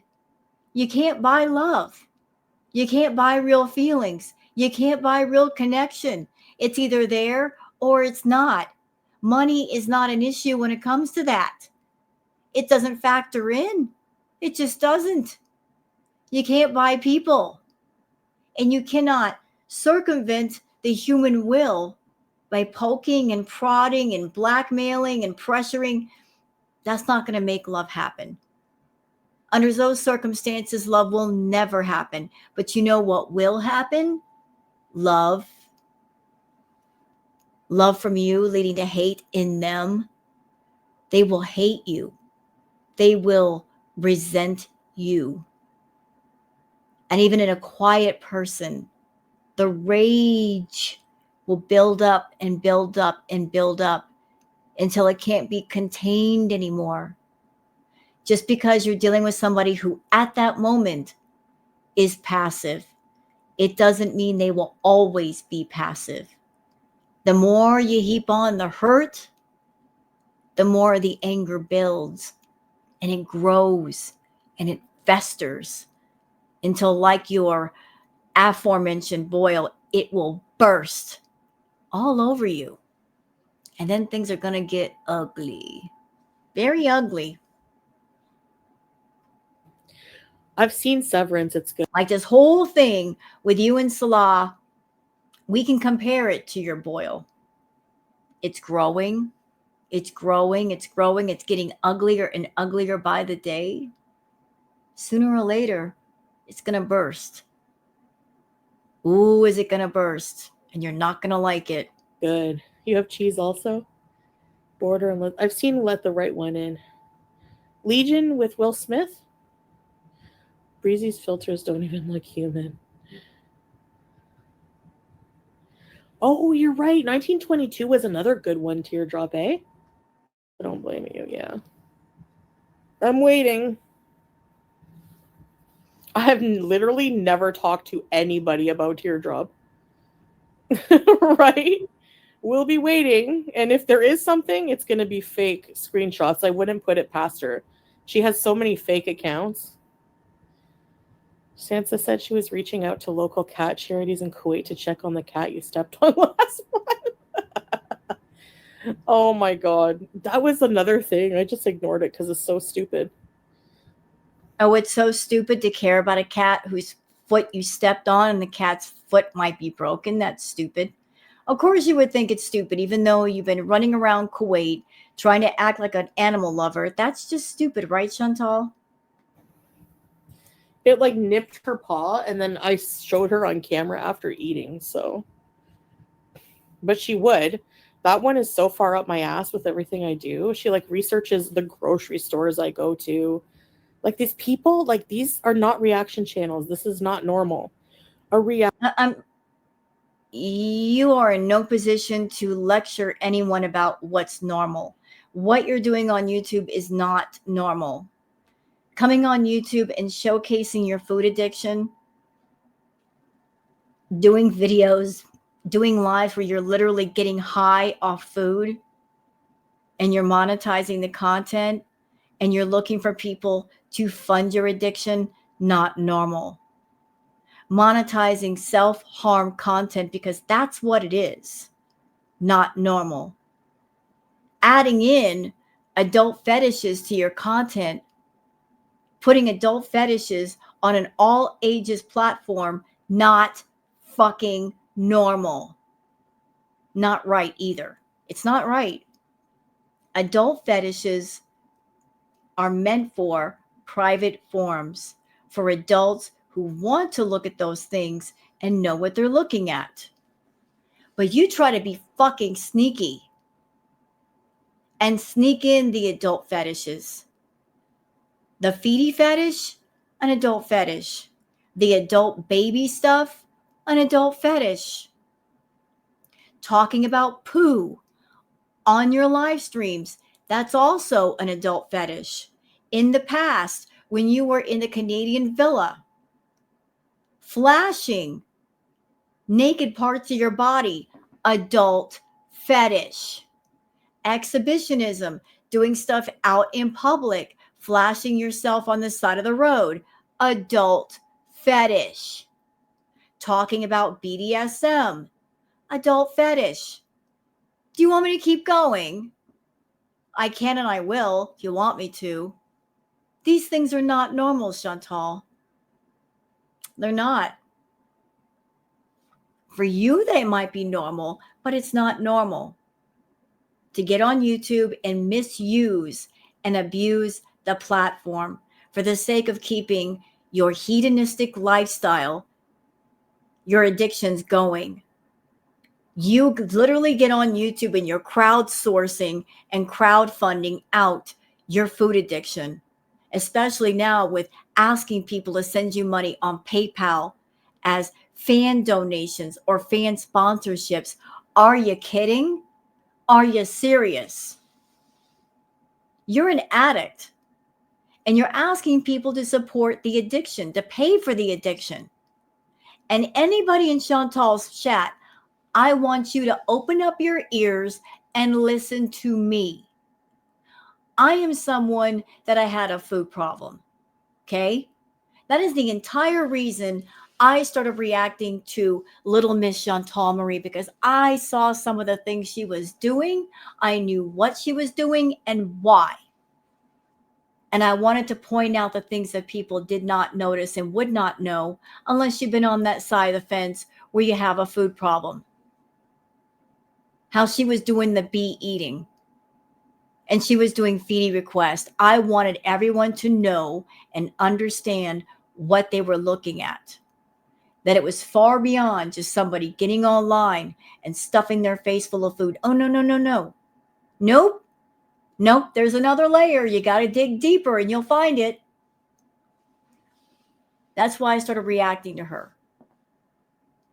And since I also have knowledge about those adult fetishes, again, in the interest of the public knowing what they're looking at, since Chantal was not going to tell anybody, she was just going to expose everybody to this stuff and not tell them, which I think is very unkind and very uncool, because if you're going to do that kind of stuff, it is a responsibility to tell the audience what they're looking at so that they can either consent to watch it or walk away. And by not informing people, you are removing the audience's will to consent or not. I passed along the information. I wanted people to understand. But Beezers, hear me. If you like Chantal, if you like her, you can support her in a positive way, in the right way. You want to support Chantal, you could do it through words. You know, if she needs a friendly word or two, you can give her the friendly words. It is possible to support an addict without supporting the addiction, without funding the addiction and making the problem worse. You should support the addict, but never, ever fund or pay for the addiction. Don't sponsor the addiction. Don't make it worse. Not if you care about the person, not if you really give a shit. You will not take part in aiding someone and hurting themselves. You just won't do it. You'll put your foot down and go, nope, I care about this person. I don't want them to get sick. I don't want them in the hospital. I don't want them in a casket. Any one of you giving her money, you know exactly where it's going to go. You know what she's going to do with it. She shows you. How could you not know? How could you not? You know how sick she is. You want to support her? Do it by friendly word. But the moment you step forward and you sponsor a meal, knowing that it's not a good meal for her, it's not healthy, you're basically saying, I don't care for you that much. I don't care for your life. I'm sponsoring your death. I want to see something bad happen to you. I want to see it. I'm going to push you further, closer to the cliff, as close as I can until you fall off. That's the message you're sending to Chantal. So, understand that, Beezers. You can like an addict. You can support an addict the right way without doing it the wrong way. Action person will react to content they see and usually use snippets of it in a transformative method. They don't try to look up your fucking bankruptcy, where you live, where you grocery shop, how many calories you're eating, how much discharge you have from your boil. This is not normal. And then the nerve to sit there, the size of your husband's everything, and then to sit there and say that I don't have a right to defend myself once in a while is just crazy. Well, let's talk about how we got here. How did we get here, girl world? How did it happen? Where did it all go wrong? Like, where was it right? It's because you lie, Chantal. You lie about things you don't have to lie about. You lie and you lie and you lie and you lie and you lie and you lie some more. People are just looking for the truth. They're trying to make sense of this crazy storyline that you're writing in real time. You're telling this story that makes no sense.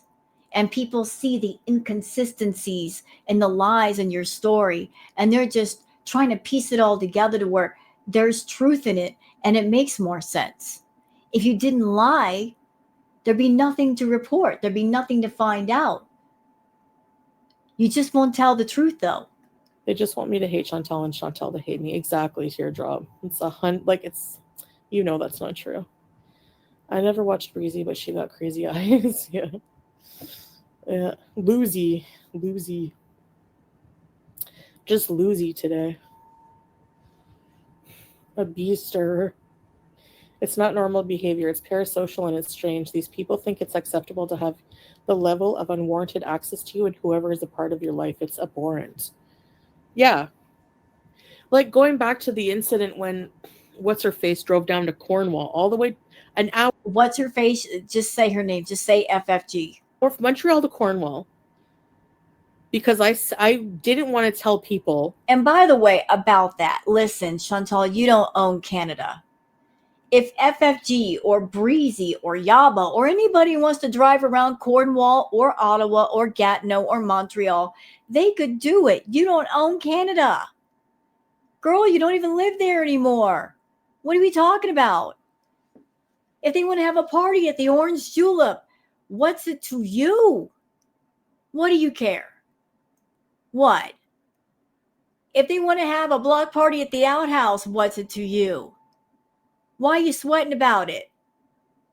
People can go where they want. You don't own Canada. On the internet, my personal business of me smoking weed. You put it, listen, ma'am.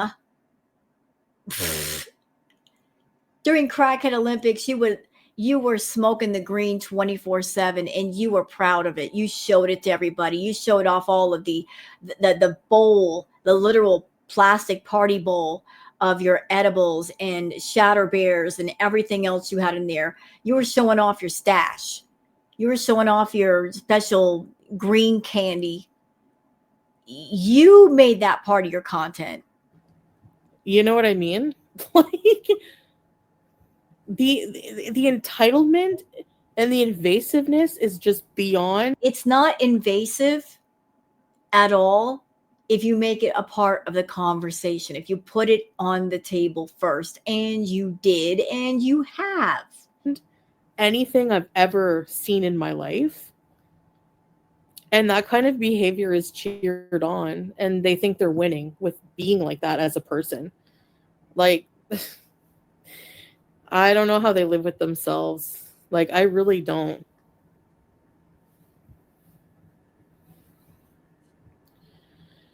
Yeah. Are they old friends out to get you? No. I don't even talk. Okay, any old friends? Number one, I never talk about them, teardrop to them. Like, it's never happened, you know? Ask Breezy if Chantel ever talks about me. She makes up shit like that too, because she said that has conversations with someone who knows for a fact that Yo Mama's wife talks shit about him and is tired of him gaming. Never produced the proof. Never happened. She's a liar. I hate to break it to you. These people are liars. Straight out.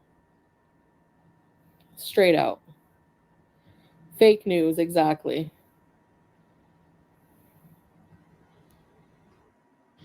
None of you went off camera how he was. You saw on camera how he was too. I was chasing him, but then he forced me to stay over at his house. Uh-oh, we're about to get into it. I'm about to lose my shit because she's about to tell some lies. I'm going to lose my mind. Just letting y'all know. Where would you be today if you don't meet Salah? I have no idea. Layla, nobody knows the answer to that. Only God. I really don't know, but probably not on a good path. I'd probably still be undervaluing myself with all these hookups. I don't know. All those gross hookups. I hate to break it to you, Chantal, but paying for a guy to fake love you for 3 years, you're still undervaluing yourself. I hated my life. Like, nobody was inside me. Nobody. You hated your life in Canada. I don't think much has changed in Kuwait. I think you still hate your life. Knew how I felt. If I appeared happier to you, I don't think you really know how I felt inside. Parasocial dot, yes.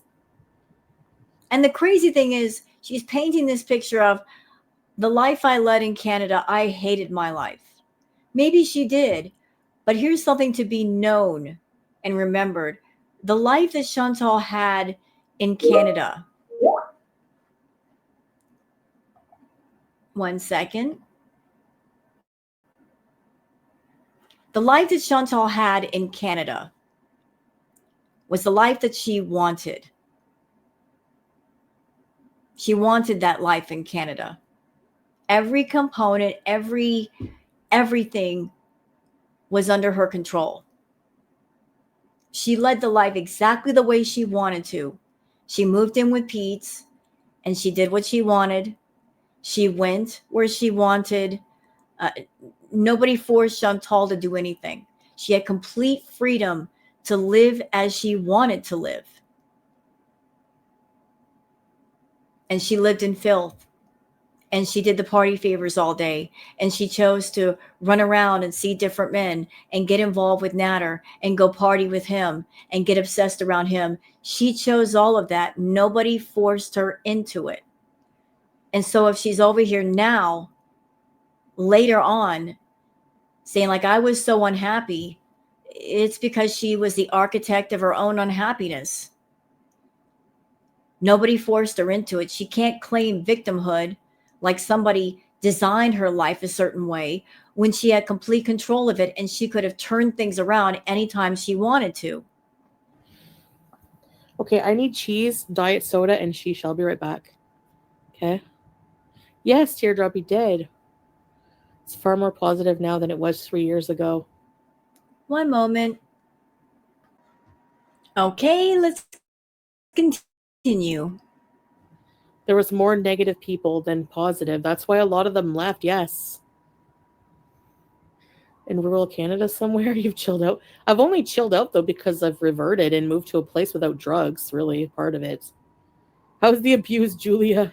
Okay, here's my opinion. I think the only reason why Chantal chilled out was because she was around Salah and she was taking on a personality where she was trying to be somebody different and she was I know it's going to sound awful, but in my opinion, I think Chantal just did so many awful things in Canada.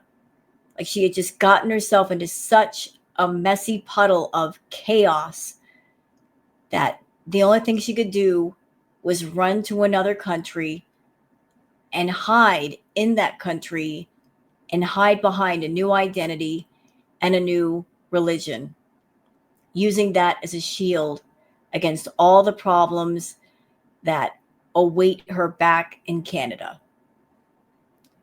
So to get away from the mess that she created, she had to run far away from it. Like, I don't know. I think I would still be on a more self-destructive path. But maybe not. I don't know. It's hard. Here's the thing though, Chantal. Did you leave Canada? Did you leave behind some of the vices that you had in Canada? Yes, you did. But at the same time, you went to Kuwait and you took one of your biggest vices with you and you didn't stop doing it. And that's the food addiction. Here's the crazy thing. You were surrounded by all of your vices in Canada. And even though you went to Kuwait and you didn't have as many vices, I'm just going to keep it real. I'm going to keep it 100. You being in Kuwait, you are the unhealthiest that you've ever been. You're the heaviest you've ever been. The health problems that you have in Kuwait, that wasn't the case in Canada.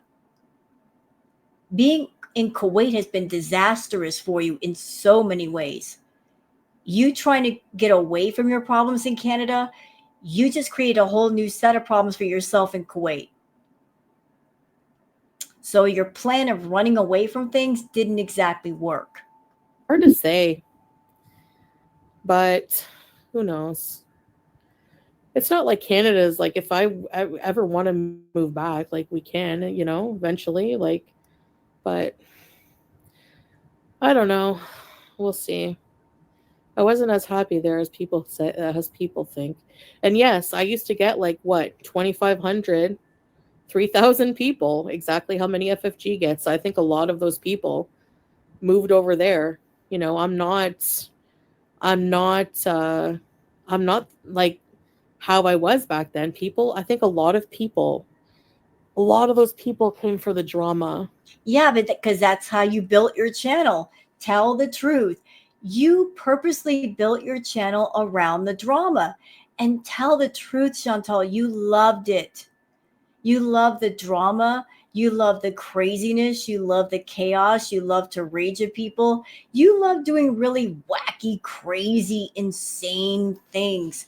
And you love the attention that came from all of that. You fed off of all of it. You feed off of negative energy. You love to be surrounded by negative energy. It is literally your life force. You don't want positivity. You don't want positive energy. You want the negative. It's like candy to you. Eat it up. You do. Your channel was built on the chaos and the drama of it all. And you raised the bar on yourself over and over again until you reached a place where there was nowhere left to go. A lot of those people didn't actually like me and didn't have any interest in my well-being. And you think the beezers who get in your fucking chat and they're encouraging you to eat and they're talking about food, that they have your best interest at heart? Do you think they have your best interest at heart? I don't think they do. You're a food addict and they know that. And they encourage you to eat and they're talking about different foods and they know this is going to trigger you. They don't exactly have your best interest at heart. They're over there saying, when's the next dessert mukbang? You're a diabetic. Why are they encouraging you to eat desserts? More sugar, even though you're already you're eating so much sugar. You're drinking water because your blood sugar is just that high and you're on max doses of metformin. I mean, who does that? Who encourages a diabetic / food addict to eat more food and consume more sugar? For real. Like, who does that? Outfit change. It's a little bit too hot in here. I got the heater directly on me, so I wanted to change out of this shirt. We're good to go. Let's keep going. At all. And I realize that. And that's why I say now I don't mind if those people have left, like, good riddance. Because I wouldn't want people like that. Look at how her chat talks about me. The most disgusting things they say, some of those people. Do you think I want those kinds of people in my chat, in my Chantal, you don't care what kinds of people are in your chat. You don't care if the people that watch you like you or they hate you. And I find it ironic because the people that claim they like you the most are doing you the most damage. And just because they're being friendly to your face doesn't mean their intentions are entirely friendly. And it's so amazing that you just don't see that, or if you do, you don't care, because it lines up with the toxic narrative that you've got going on of, hey, I'm a food addict and I just want people around me that support my addiction and fund my addiction because I have no intention of stopping. And that is your choice, by the way. It's your life to do as you will, whether it's positive or negative. It's your body, it's your life. You can do with what you want. But it's just amazing that you've got harmful people around you and you're choosing not to see that. And you're pointing a big old finger at girl world and saying that we're haters. But I think you got it backwards. The people that are encouraging an addict in their addiction are the biggest haters. The people that are watching all this go down and calling out the nonsense, not so much haters, just being truthful. Being truthful is not being hateful. It's just being truthful. life? No. They're not missed at all. So I will I'm okay with smaller numbers for a peace of mind, you know? You want to know why she's okay with the smaller numbers? Because back in the day, Chantal was all about the analytics. She was all about everything on YouTube. And then she started building up a client list of people off of YouTube, the Foodies. She was building up a client list of people that were paying her for content off of YouTube and making money on the side. And then when the side hustle started making big money, she started to care less about YouTube. And I'll even take it further. Follow me here. So Chantal, we all know she has a bankruptcy back in Canada. Yes, yes.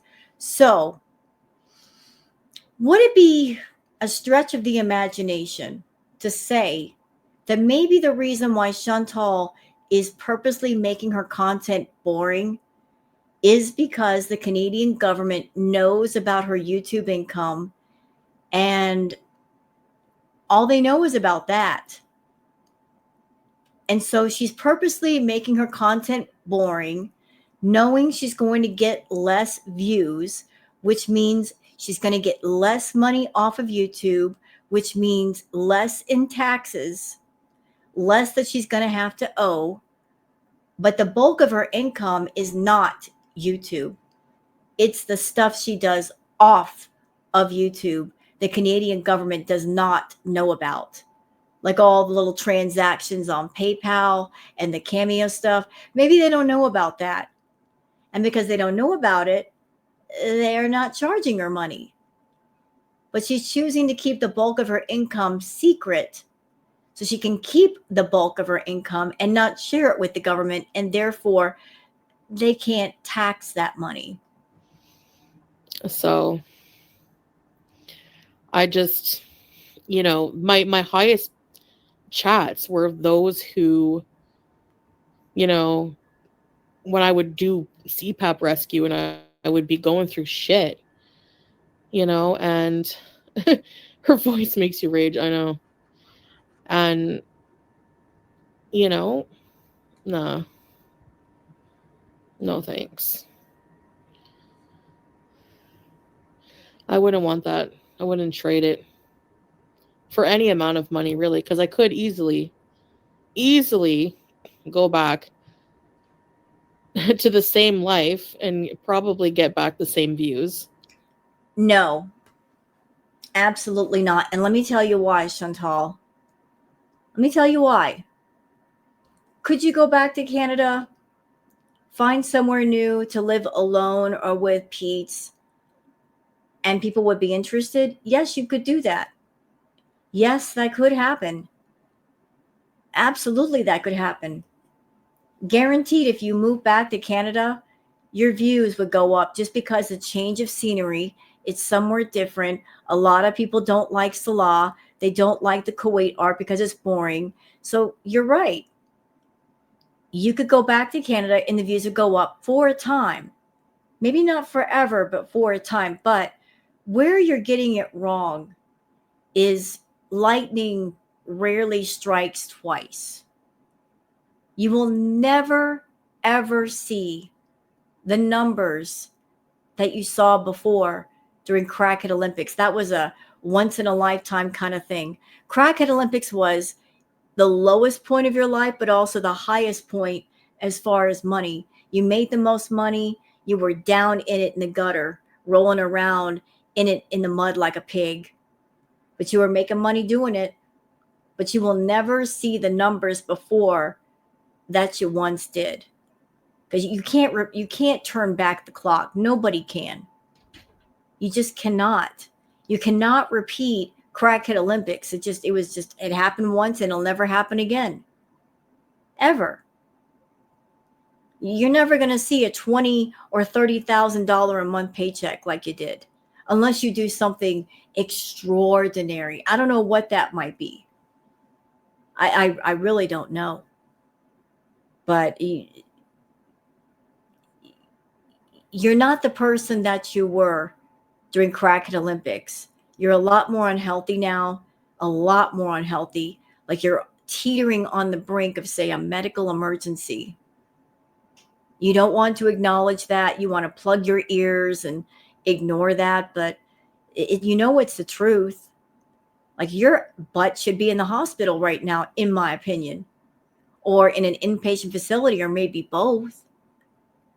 But you can't go back and repeat what you once did. It's just never going to happen. Sorry. Honestly. Hi, Victoria. Thanks, Living Eye Roll. Tiffany. True, page 5. You can always, exactly. I'm not really consistent right now because I'm lost a bit in life, you know. You've been lost for a long time. So tell me, how is hiding out in an oceanside villa, living there alone, being around a guy that can't stand you, doesn't love you, how is that making anything better? What positive changes have been made since you've been in Kuwait? You're sicker now than you've ever been. I've been watching you for a long time, Chantal. And only in Kuwait did certain things happen. Did you arrive at a place where you're on max doses of diabetic medication and insulin? Never before did was there a period where you were breaking couches and breaking chairs, just nerve damage in your leg, dragging your foot. These things never happened. They're happening now because your body's breaking down. But if I really cared about money and views, I would go back to Canada, put on a messy wig, do what I did, go get a wheelchair. You know, there's nothing stopping me except that I love my husband and my cat and I love my life here, you know. So what you're saying is what's stopping you is your pride. Ooh, that pride. It is a gigantic pill in your throat you just can't swallow. It's too big. You try to swallow it, it doesn't go down. Mm-mm. It would do you well if you could swallow it, but you just can't. It's too much. Your narcissistic pride just won't let it happen. You can't chew it up. You can't break it up to swallow it. It's just, you got to swallow it whole or it ain't going down at all. Your pride is holding you in Kuwait. There's nothing else holding you there. You spend so much time building up this fake, phony, happy, shiny life, thinking, I can sell this to the audience and everybody will believe it, but nobody believes it, not even you. Not even you. You don't even believe it anymore.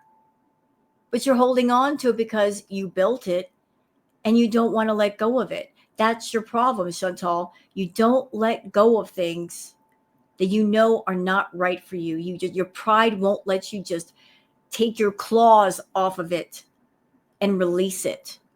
You have a problem with releasing what's bad for you. You want to hold on to it tighter if it's bad for you, when it does you no good. Holding on to things that are bad for you, I liken it to holding on to a teddy bear filled with battery acid. And the tighter you grip it, the more that battery acid gets all over you and hurts you. And the only thing you can do is let it go. Just let it go. You don't want to do that though. Because if you let go the things that you know are not right for you, then the next stage would have to happen. And the next stage would be, I got to make a whole new life away from these bad things. I've got to structure a whole new world, a whole new environment. I have to get a home. Oh my God, I have to get a brand new place to live. I got to figure out how to live. I got to figure out a whole new schedule of things. You don't like change. You don't like things that are new and unfamiliar. And that's what you're running from. And that's what you're trying to avoid. You hold on to the old because you don't want to deal with the new. The new doesn't have to be that bad. Chasing Natter, Beth, right. Believe in abuser. Yeah. Yeah. Which is so contradictory though, because so many people hated me for being with him, but they would all watch. It's so weird. None of you saw, went off camera, how he was. You saw on camera how he was too. I was chasing him, but then he forced me to stay over at his house all the time. Okay, yeah. Liar. He didn't force you. You tried to force yourself upon him. You did. When you guys first started talking, you spent 3 whole weeks at his house and refused to go home. And then when you finally went home, because you had to go home because you had pets there, you were sulking because you immediately wanted to plan to go right back over there. You couldn't be away from Natter. And then you got a big old pissy attitude because he wanted to go out with his friends and do his thing and get some breathing room. And you're like, well, what about me? What about my problems? You're being so inconsiderate. Girlfriend, you spent 3 weeks with the man. He can't have one night to himself? I mean, I don't like Natter, but you're too clingy. You're too possessive. You're too in everybody's face, okay? That's just your issue. You get in somebody's face and you don't know when to get out. You don't know when to get out. You don't let people breathe. To breathe, he had to get away from you. He couldn't do it with you. You got major attitude about that. Like, what about me? What about me? What about other people? You want a relationship, but you don't consider what other people want. It's all about what you want. And you don't care if that person is miserable and they just want to breathe away from you. If it's not what you want, it's incorrect. It is incorrect. Madam, you kept running over there again and again and again and again and again.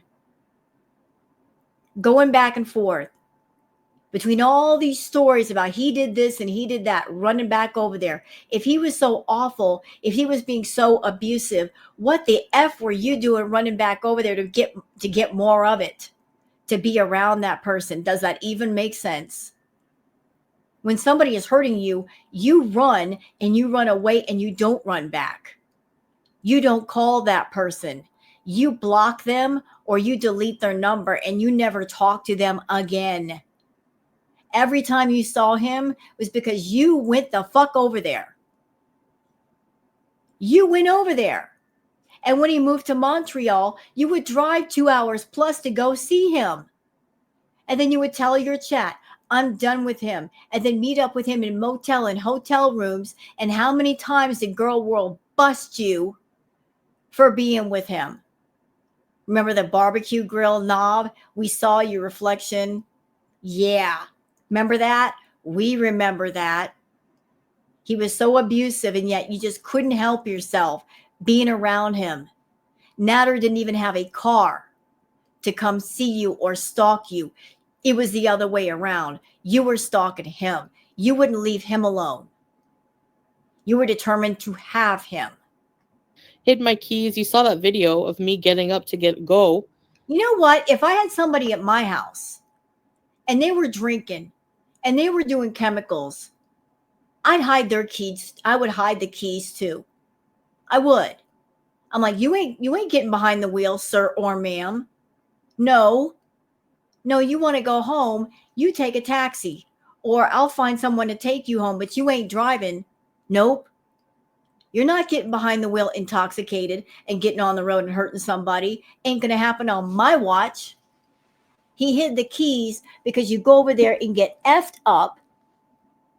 And then it'd be dangerous to let you on the road. That's why he hid the keys. And him forcing me to stay. But no, okay. You didn't see that, right? Sure. You can improve your life and see the views go up if you made a drastic change. And another thing, since we're here, while we're here, she always talks about, oh, he wanted me to stay over there.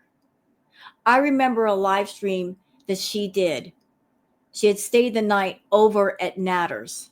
It was the morning after. See, when it came to Chantal and Natter, they were good party buddies.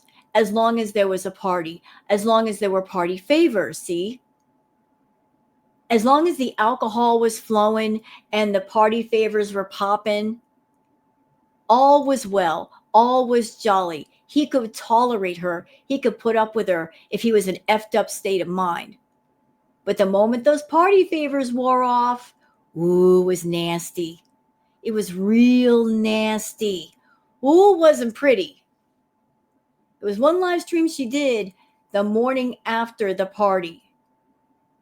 She was there, live streaming at his place. He came into the room. He literally looked at her while on live stream and said, "Why are you still here?" She looked mortified. She was horrified. She looked ready to cry. She was embarrassed. So he didn't really want her company as much as she thinks he did. Because the moment the party was over, he wanted her gone. If the party favors weren't popping, if the liquor wasn't flowing, he wanted nothing to do with her. And I think it would be a different audience, Zoe. I think it would be a more positive audience. I know there's a lot of people who don't want to watch me, eat things, and I get that. It's not an audience for everyone. I mean, I do still have to eat, and realistically, like, I don't know. That era was hard to watch, yeah. Yeah, it was. It was dark. I remember during Crackhead Olympics, I took a break. I had to, with all the talk of DV and SA, and I'm sorry, I've been through those things, and it was like a avalanche effect. She was talking about it, which meant people in her chat were talking about it, which meant people in her comments were talking about it, which bled over to the reaction channels. People in the reaction channel chats and comments were talking about it. It was everywhere. You couldn't get away from it. And I am not bagging on anybody who's been through that and they're just sharing their experiences. If you're a victim, you have the right to talk about it. But as someone that I've been through that, it was like overload for me. It was too dark. So if y'all remember, for those that have been here, I wanted to step away from Chantal. And I did. I love doing ambiance videos. I took a break, and I'm grateful that I did, because I learned how to edit. I learned how to put videos together, and I got to branch out with my creativity. It was a positive time for me. It was nice to be able to wake up in the morning and not deal with Chantal. Just step away from the darkness and into the light and do something positive. I made the right decision for myself, but then I came back after a while. But I stepped away during that time because it got to be too much. A lot of people were like, "Ew, you're at his house, you're at his house." But then like 3,000 people would be watching. And they would be like making fun of me. Like, you don't understand the cycle of like trauma. Oh, trauma bond? Trauma bond. Tell me, Chantal, how exactly is it that you and Natter were trauma bonded? What trauma did you both share that you could say you were trauma bonded? What trauma did he experience and you experience that were the same? What the F are you talking about? Trauma bond. What is that? What trauma? You're both scumbags. You're both liars. You're both con artists. And if you're going to say to me, the trauma bond was the trauma that I experienced because of him, you weren't experiencing any trauma, though. You lied about what happened to you. Having screaming matches and arguments is not trauma. You yourself have confessed that you are verbally abusive. You said that. I believe you. You told the truth. And I believe that he was also verbally abusive. I can see that in him quite easily. I don't think it got physical, though. I think you lied about that part. But having an argument with somebody doesn't necessarily mean trauma. It must not have been that bad because you kept running back over there and you kept giving him money and you kept paying for his groceries and his phone and his rent and buying him an iPad and buying him an iPhone and recording his videos and making the thumbnails. You were doing a whole lot for a man who was giving you trauma. Trauma bond. Shut up. Shut your dirty mouth. Of just wanting to be with the person who hurts you. Do you know what I mean? Like, nobody can understand that. You're the only person in the world who's ever been hurt. Cry me a river and dig a trench and make that lead to the ocean, Chantal. You're the only person in the world who's ever dealt with hurt and pain before. Psst. I didn't even understand that before I was in it, because I always just think women who would not leave abusers were weak. I would always find them weird. The difference between other people and you is where a lot of real victims, they live with the people who hurt them. They have nowhere else to go. They have no money. They have no resources. They may not have family members. They may be completely alone, trapped, absolutely trapped, terrified that if they leave, the person that is hurting them will come and find them, and then the hurt is going to be amplified 100 times over. Your situation was different because you could have stayed away from Natter. And what was he going to do about it? He didn't even have a car. You weren't trapped with Natter. You kept going to Natter. You can't compare yourself to other people that have been through it. Oh, really, Zoe? You're my comfort. Especially considering the fact that your story was fake. For YouTuber. Thanks, Belle. The hot and ready makeup and wholesome videos. Yeah, people are obsessed with drama. No, apparently you are too, because you're going to other channels and looking for drama to talk about on your channel and monetize. I lived a wild lifestyle. You can't see it when you're in it. No. I mean, it's like you do, but you have like this inner survival instinct that kicks in, and Shut your mouth. Shut up. Shh. She's pissing me off. Talking about survival instinct. She's not a survivor. Maybe if she had gone through something for real, survived something for real, she'd have more strength. She'd have more of a backbone. But I could tell Chantal hasn't lived through anything major, survived anything major. I can look into her lying eyes and tell she ain't been through shit. What I can tell is she's someone that she's put other people through shit. Because she's a predator. Yeah, I said it. She's a predator.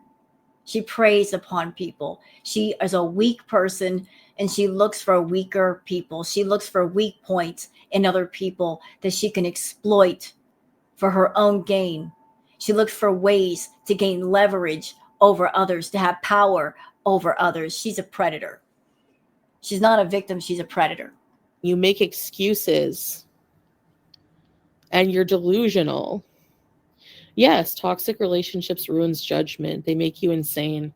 Especially narcissists. They make you insane. Narcissist. They literally will do something so horrible to you and then blame you for it and have you thinking that you were the cause of it. And that's exactly what she does.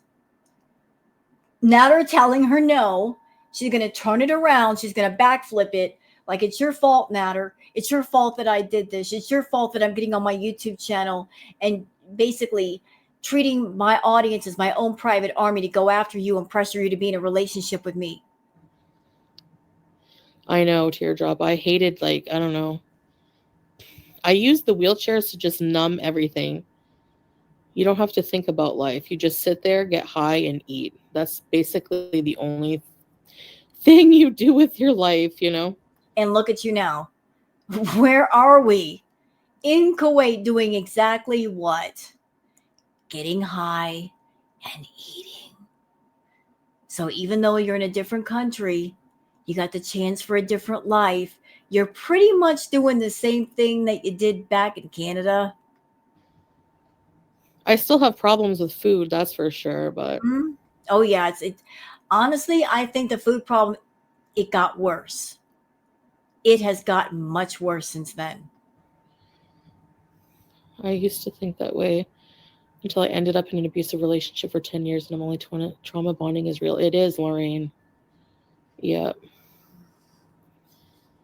Yeah, because, for example, trigger warning, not to bring it up all the time, like Trigger warning, but we're going to bring this up, and I'm not going to care about my audience, but go ahead. whatever. But I mean, like, I feel like I'll bring it up if I have to, but like after But you don't have to. You could easily not bring this up. one of the first major times that I was actually like physically abused. You weren't. You weren't. Because you did 2 live streams, and I've shown the clips here on my channel. You said, I exaggerated the claims. I didn't lie for revenge, but you lied. And you also said, he never beat me. So what's up now? What is up now, Chantal? I expected him to be blowing up my phone later apologizing. But because he's a narcissist, I actually ended up going over to his house to see if he would apologize. Stop right there. Let's roll that back. I got to hear that again. Say it again, Chantal, please.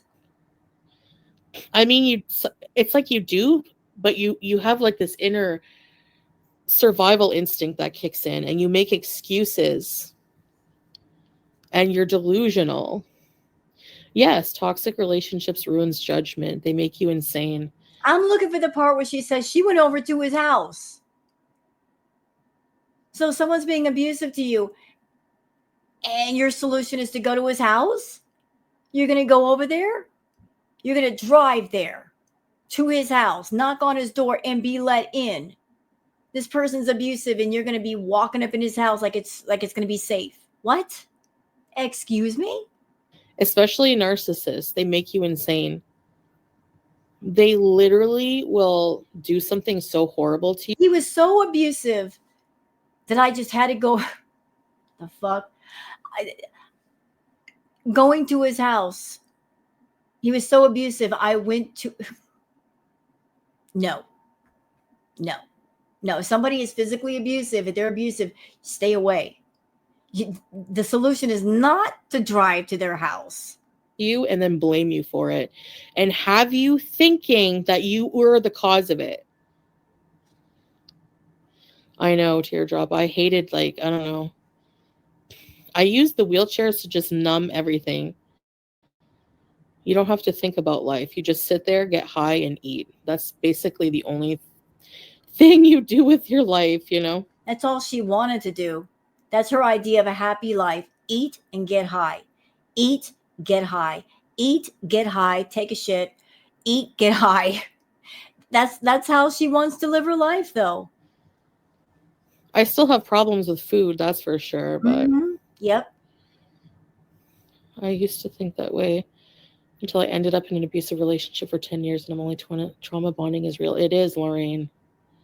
Yeah.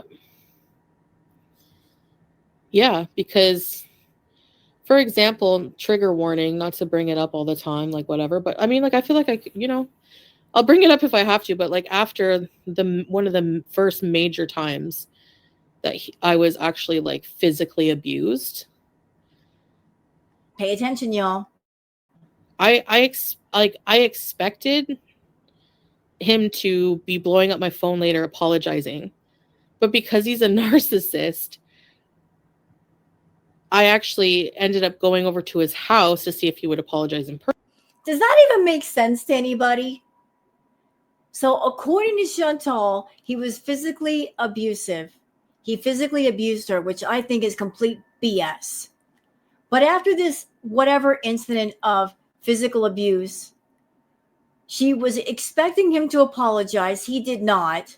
So, after that, she drove to his house. Huh?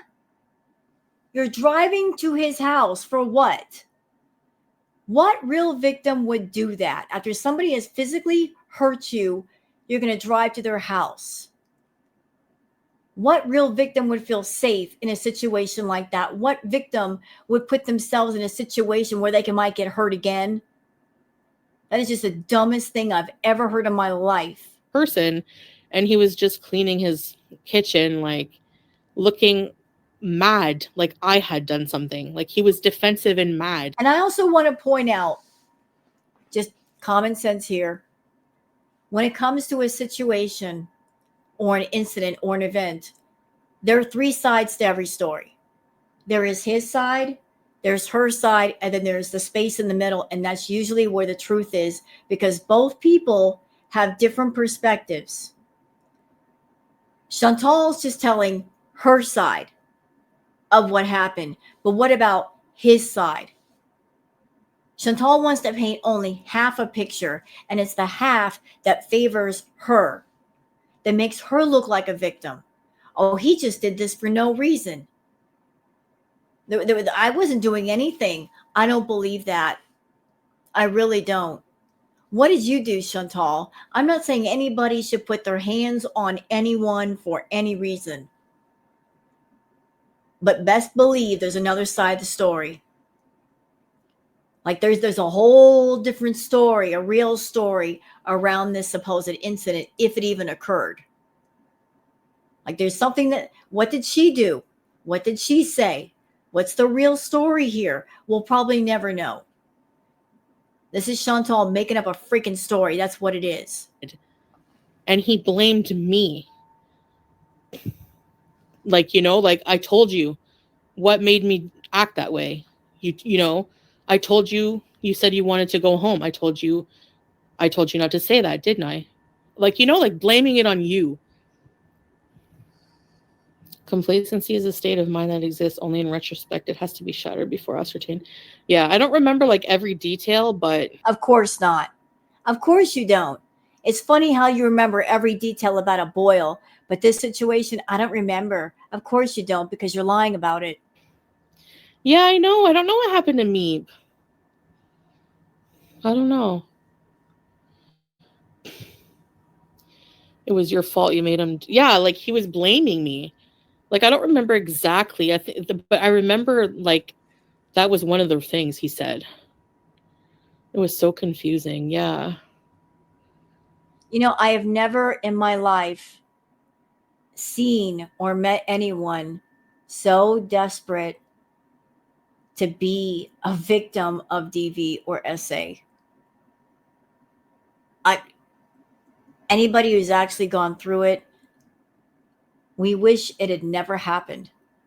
We wish it had just never occurred.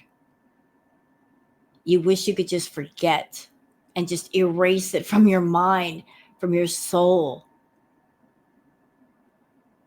And yet, here's Chantal desperate to be a victim. I don't know why. I don't know why anyone would want to be a victim like that for that reason. It just doesn't make any sense to me. I don't know. She looks at DV and SA as sort of like wearing a badge of some sort. I wish I didn't wear those badges, Chantal. I wish I never got exposed to that. It was so horrible. As evil as you are, as vile as you are, as much as I detest you, I still wouldn't wish it upon you. It's just that bad. And yet you are desperate to be a victim that way. You are. You're so desperate to be a victim of that. You're making up stories about it. Absolutely making up stories. And I know this because I've been there and I've done that. And I can see right through you. There are things that don't make sense. You're telling a story, but it's not a story based on life experience. It's just a made up story in your head. And making up a story in your head is not even half as traumatic as going through the experience. It's just thoughts. But those thoughts don't connect down to pain, actual pain, which connects to your emotions, which connects to your spirit. Going through DV and SA, it leaves your soul shattered. Absolutely shattered. And it takes forever to put those pieces back together. That's the part that's missing in your story. The suffering, the pain. You don't have it. You're faking it. You don't have it. You're not haunted by the things that happen to you. You're just making up shit for YouTube, and fuck you for doing it. I used to cope by getting drunk and stuffing my face. Almost 400 pounds, gaslighting, projection. Yeah, true. He could eat corn through a That's awful. Yeah, Dolly. I mean, you know, that's something definitely I should be in therapy for. Definitely. Instead of just talking about it all the time on the internet. But honestly, I don't feel bad because I don't feel like abusive people deserve privacy. No offense. People will literally blame me Well, if that's true, then you don't deserve no privacy because you're an abusive person. There. and be like, you doxed him, you put him on the internet. Okay. Are you serious? Who cares? He deserves it. He was very dominating, was not trusting. Yeah, I know, Bally. Yeah, I've learned a lot. Trust me. No, you haven't. You really haven't. Yep. I would need wheelchairs to deal with swordfish. Oh, yeah. And my body was giving me hints like the fight or flight. Like, that's why You know what? Go fuck off with that nonsense. My body was giving me hints to fight or flight. She never had it. And I'm sorry I'm cursing y'all, but I'm getting pissed the fuck off. She's talking about real victim stuff right here. The fight, flight responses. That's real victim stuff. And she's not a real victim. This is stuff that she's looked up online, that she's researched, but she knows nothing really about it. She never had any fight or flight. I never saw her freeze. I watched her live streams. She had no fear of Natter. She was constantly getting in his face, taunting him, daring him to do something. If he had touched her even once, she would have been afraid. She would have flinched. When he walked in the room, she would have held her breath. She never did. She was not afraid of him at all. She had no fear to the point where she was running all over Canada, chasing him around. Please. I would sneak out. I've been divorced twice and feel like I'm on the third. Nicole, right? Remember I would sneak out and go down the long road all the time and just go comfort eat at McDonald's? You know? The day you went over to his house and forced you to apologize in camera, did he threaten you to do it? Not at gunpoint, but like he really guilted me. Like it was like the only way he's like, it's the only way I'll ever talk to you. And I'm going to go on record as saying this, okay? I'm going to calm down for a minute and just say this. Chantal was an adult. Natter was also an adult. They were both adults. Either one could have cut this thing off. She could have cut it off. He could have cut it off. He could have said, I don't want to see you anymore. I don't want your money. Please stay away. They're both in the wrong. They both kept things going when both of them should have just said, enough. Let's be done with this. So this is crazy. They hung on to each other for the wrong reasons. And he's an idiot because he was greedy for her money. And he couldn't stand the thought of letting her go and her giving all her money to another man. He wanted all of it. So whatever drama she brought to his doorstep, he didn't cut it off when he could have. They're both wrong for like keeping things going. Kind of thing. Like, he always wanted me to repair his reputation, because I would always come on and talk shit about him, but because for me, after every incident, that was it. I didn't care because I was never going back. So I would just... And I want to point something else out. So here she is. And this is what I'm talking about as far as her being a fake victim. Please pay close attention to this detail. Someone who's a real victim of DV, you can't talk about the things that happen to you in front of strangers. You can't do this. You can't get online. You can't get on a YouTube channel in front of strangers and talk about what happened to you. It's painful. It might be embarrassing. It might be just overwhelming. You can't do this.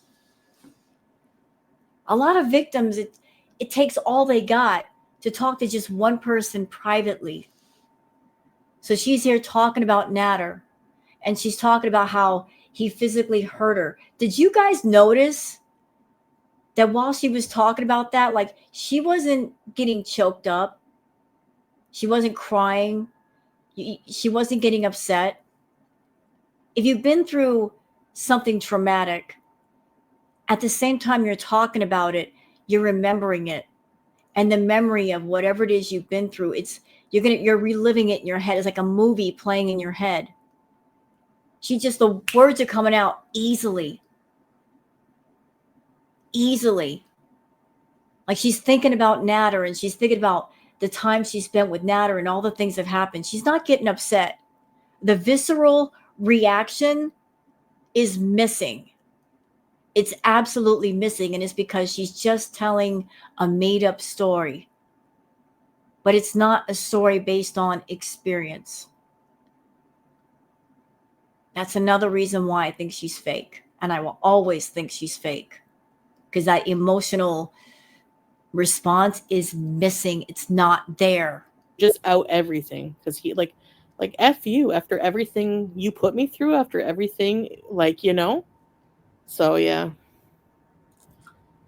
But I was an idiot for doing it.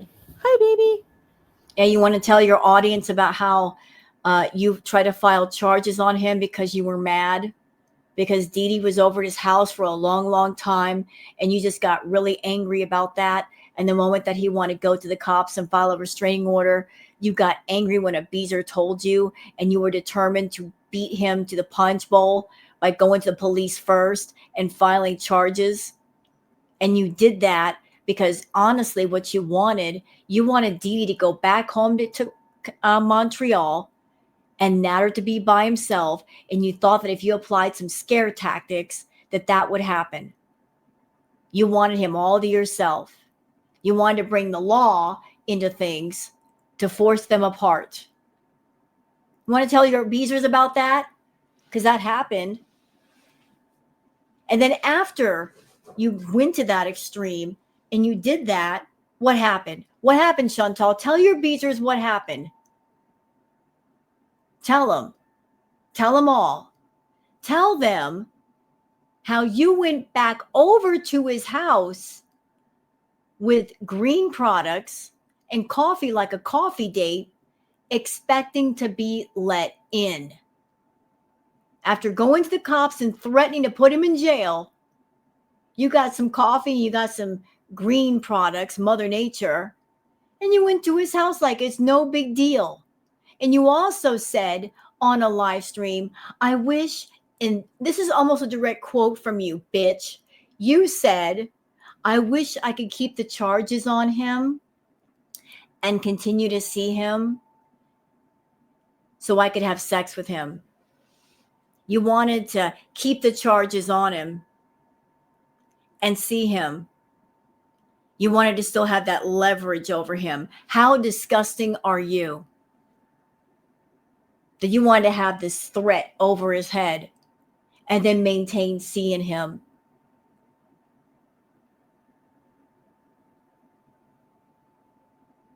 And you wonder why he ain't with you. And it's because you showed too many levels of your crazy at him. I was an idiot. Anyways, I'm so glad those times are over. Like I said, I get into that. They're not exactly over. I disagree. I don't think they're over yet, everybody. I really don't think so. I don't think so. Because there's a possibility at some point she's going to go back home to Canada. All right. And if she goes home to Canada, if something happens in Kuwait to where she can't be there anymore, what do you think she's going to do? She's going to be in Canada. And look at her. Look, listen. She's thinking about Nader now. 3 years later, still thinking about him, still focused on him. What do you think is going to happen? If she goes back to Canada, she's going to give in to all of her temptations, and Nader is one. She will go see him, or she'll try to see him. She'll call him. They're already talking. She'll want to hang out with him. And she might, sweeten the deal by offering to pay for his groceries or some party favors or some liquor. And Nader's a greedy idiot. He'll take all that she offers plus the money. He'll agree to see her as long as she gives him a bunch of stuff. And her being lonely and desperate and thirsty, she'll do it. Just because he was the one that got away, and her narcissistic pride still hasn't gotten over that. So, she'll see him. She will. She knows she will. Mind space where I remember these things and I get that feeling. And then whenever I look around here, I just feel so safe. Oh gosh, Bill. Don't talk to Julia. Baby. Oh God, the baby voice. Get out of here with that baby voice. Memories. Are you crazy? What the fuck? It's bad memories. None of them are fond at all. Not even one. None. Some of us don't mind listening to you work through your past. Yeah, exactly. Yeah, people who don't like it can just fuck off. Some people, I'm sure, enjoyed him being horrible to you. That's why they watched. Yeah, there's a lot of women who would simp for him and be like, she's awful. I believe you. They're disgusting women. Women like Angel Horns and fuck. Dee Dee's one of them. She's a fucking loopy bitch. I think you and Nader are both awful. It's not one or the other. It's both of you. You're both awful people. Exactly, Lorraine. I want McDonald's. And all of those bitches who wished all the worst, haha, bitch, I'm out of it. Suck it. Not exactly. You might have to go home to Canada one day. Trauma and PTSD. And it was just simply me becoming healthy inside and out. Nice, Kate. I'm happy for you. It takes years to process the emotions that come from abusive relationships. Exactly. Can't be surprised when serial killers have groupies. Right? She still got your man. Listen to this friggin' delusional biatch. She got my man. I left that man at her condo and she has to deal with him now, bitch. I'm thankful for Dee Dee to come into our lives. I'm so happy.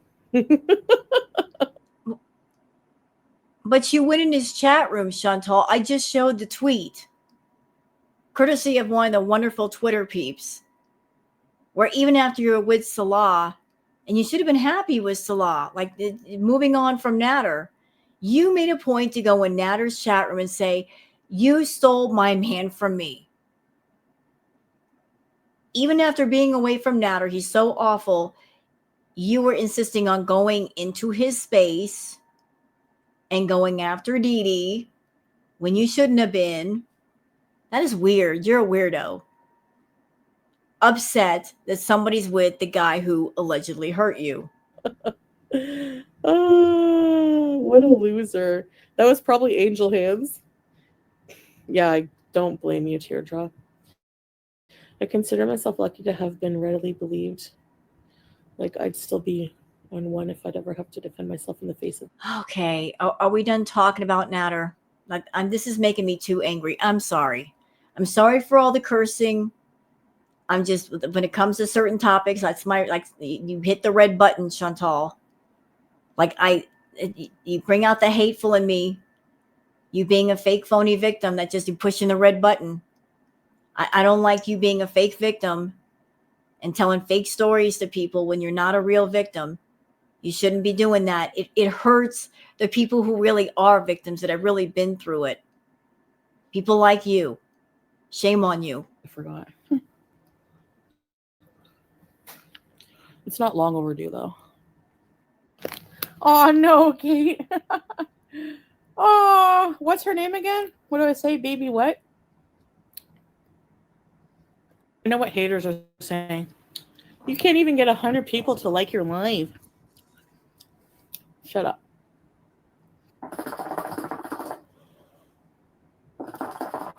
And what is this thing now, Chantal, where you're basically pressuring people to like your live? What's that? Like, why are you so desperate for people to like your live? Like, you're putting like public pressure on people to like your live.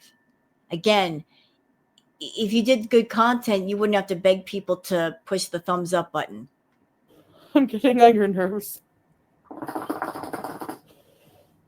Oh, you don't usually like streams? Well, thank you.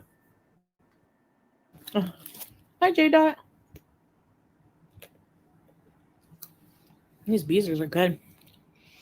On its way. 3D printed.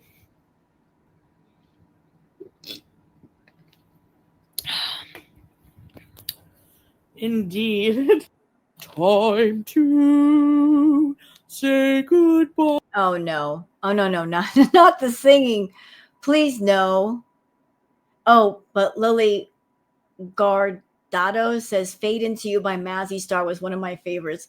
That's actually a pretty good song. I will say Mazzy Star, that song Fade Into You, it's a really pretty song. Go watch Tonetta's 81-inch prime ass song. Can you describe Cornwall pizza? Thick and delicious, just like talking about food. She really was. Oh God, is she eating?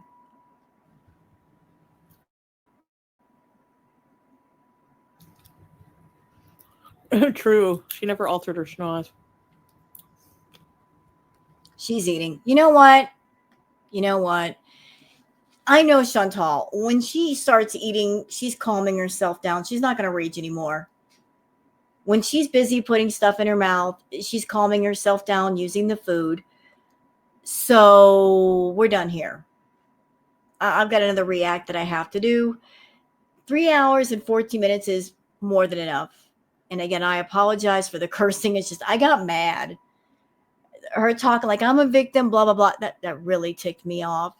I know you guys aren't here for the profanity, but sometimes you just got to let it out. With the liar lying about her being a victim, I hate it. All right. So hope you guys enjoyed this react. If you have, please like and subscribe and leave a comment. Thank you very much for being here, and I'll see you guys on the next one. Until then, take care of yourselves and each other. Bye.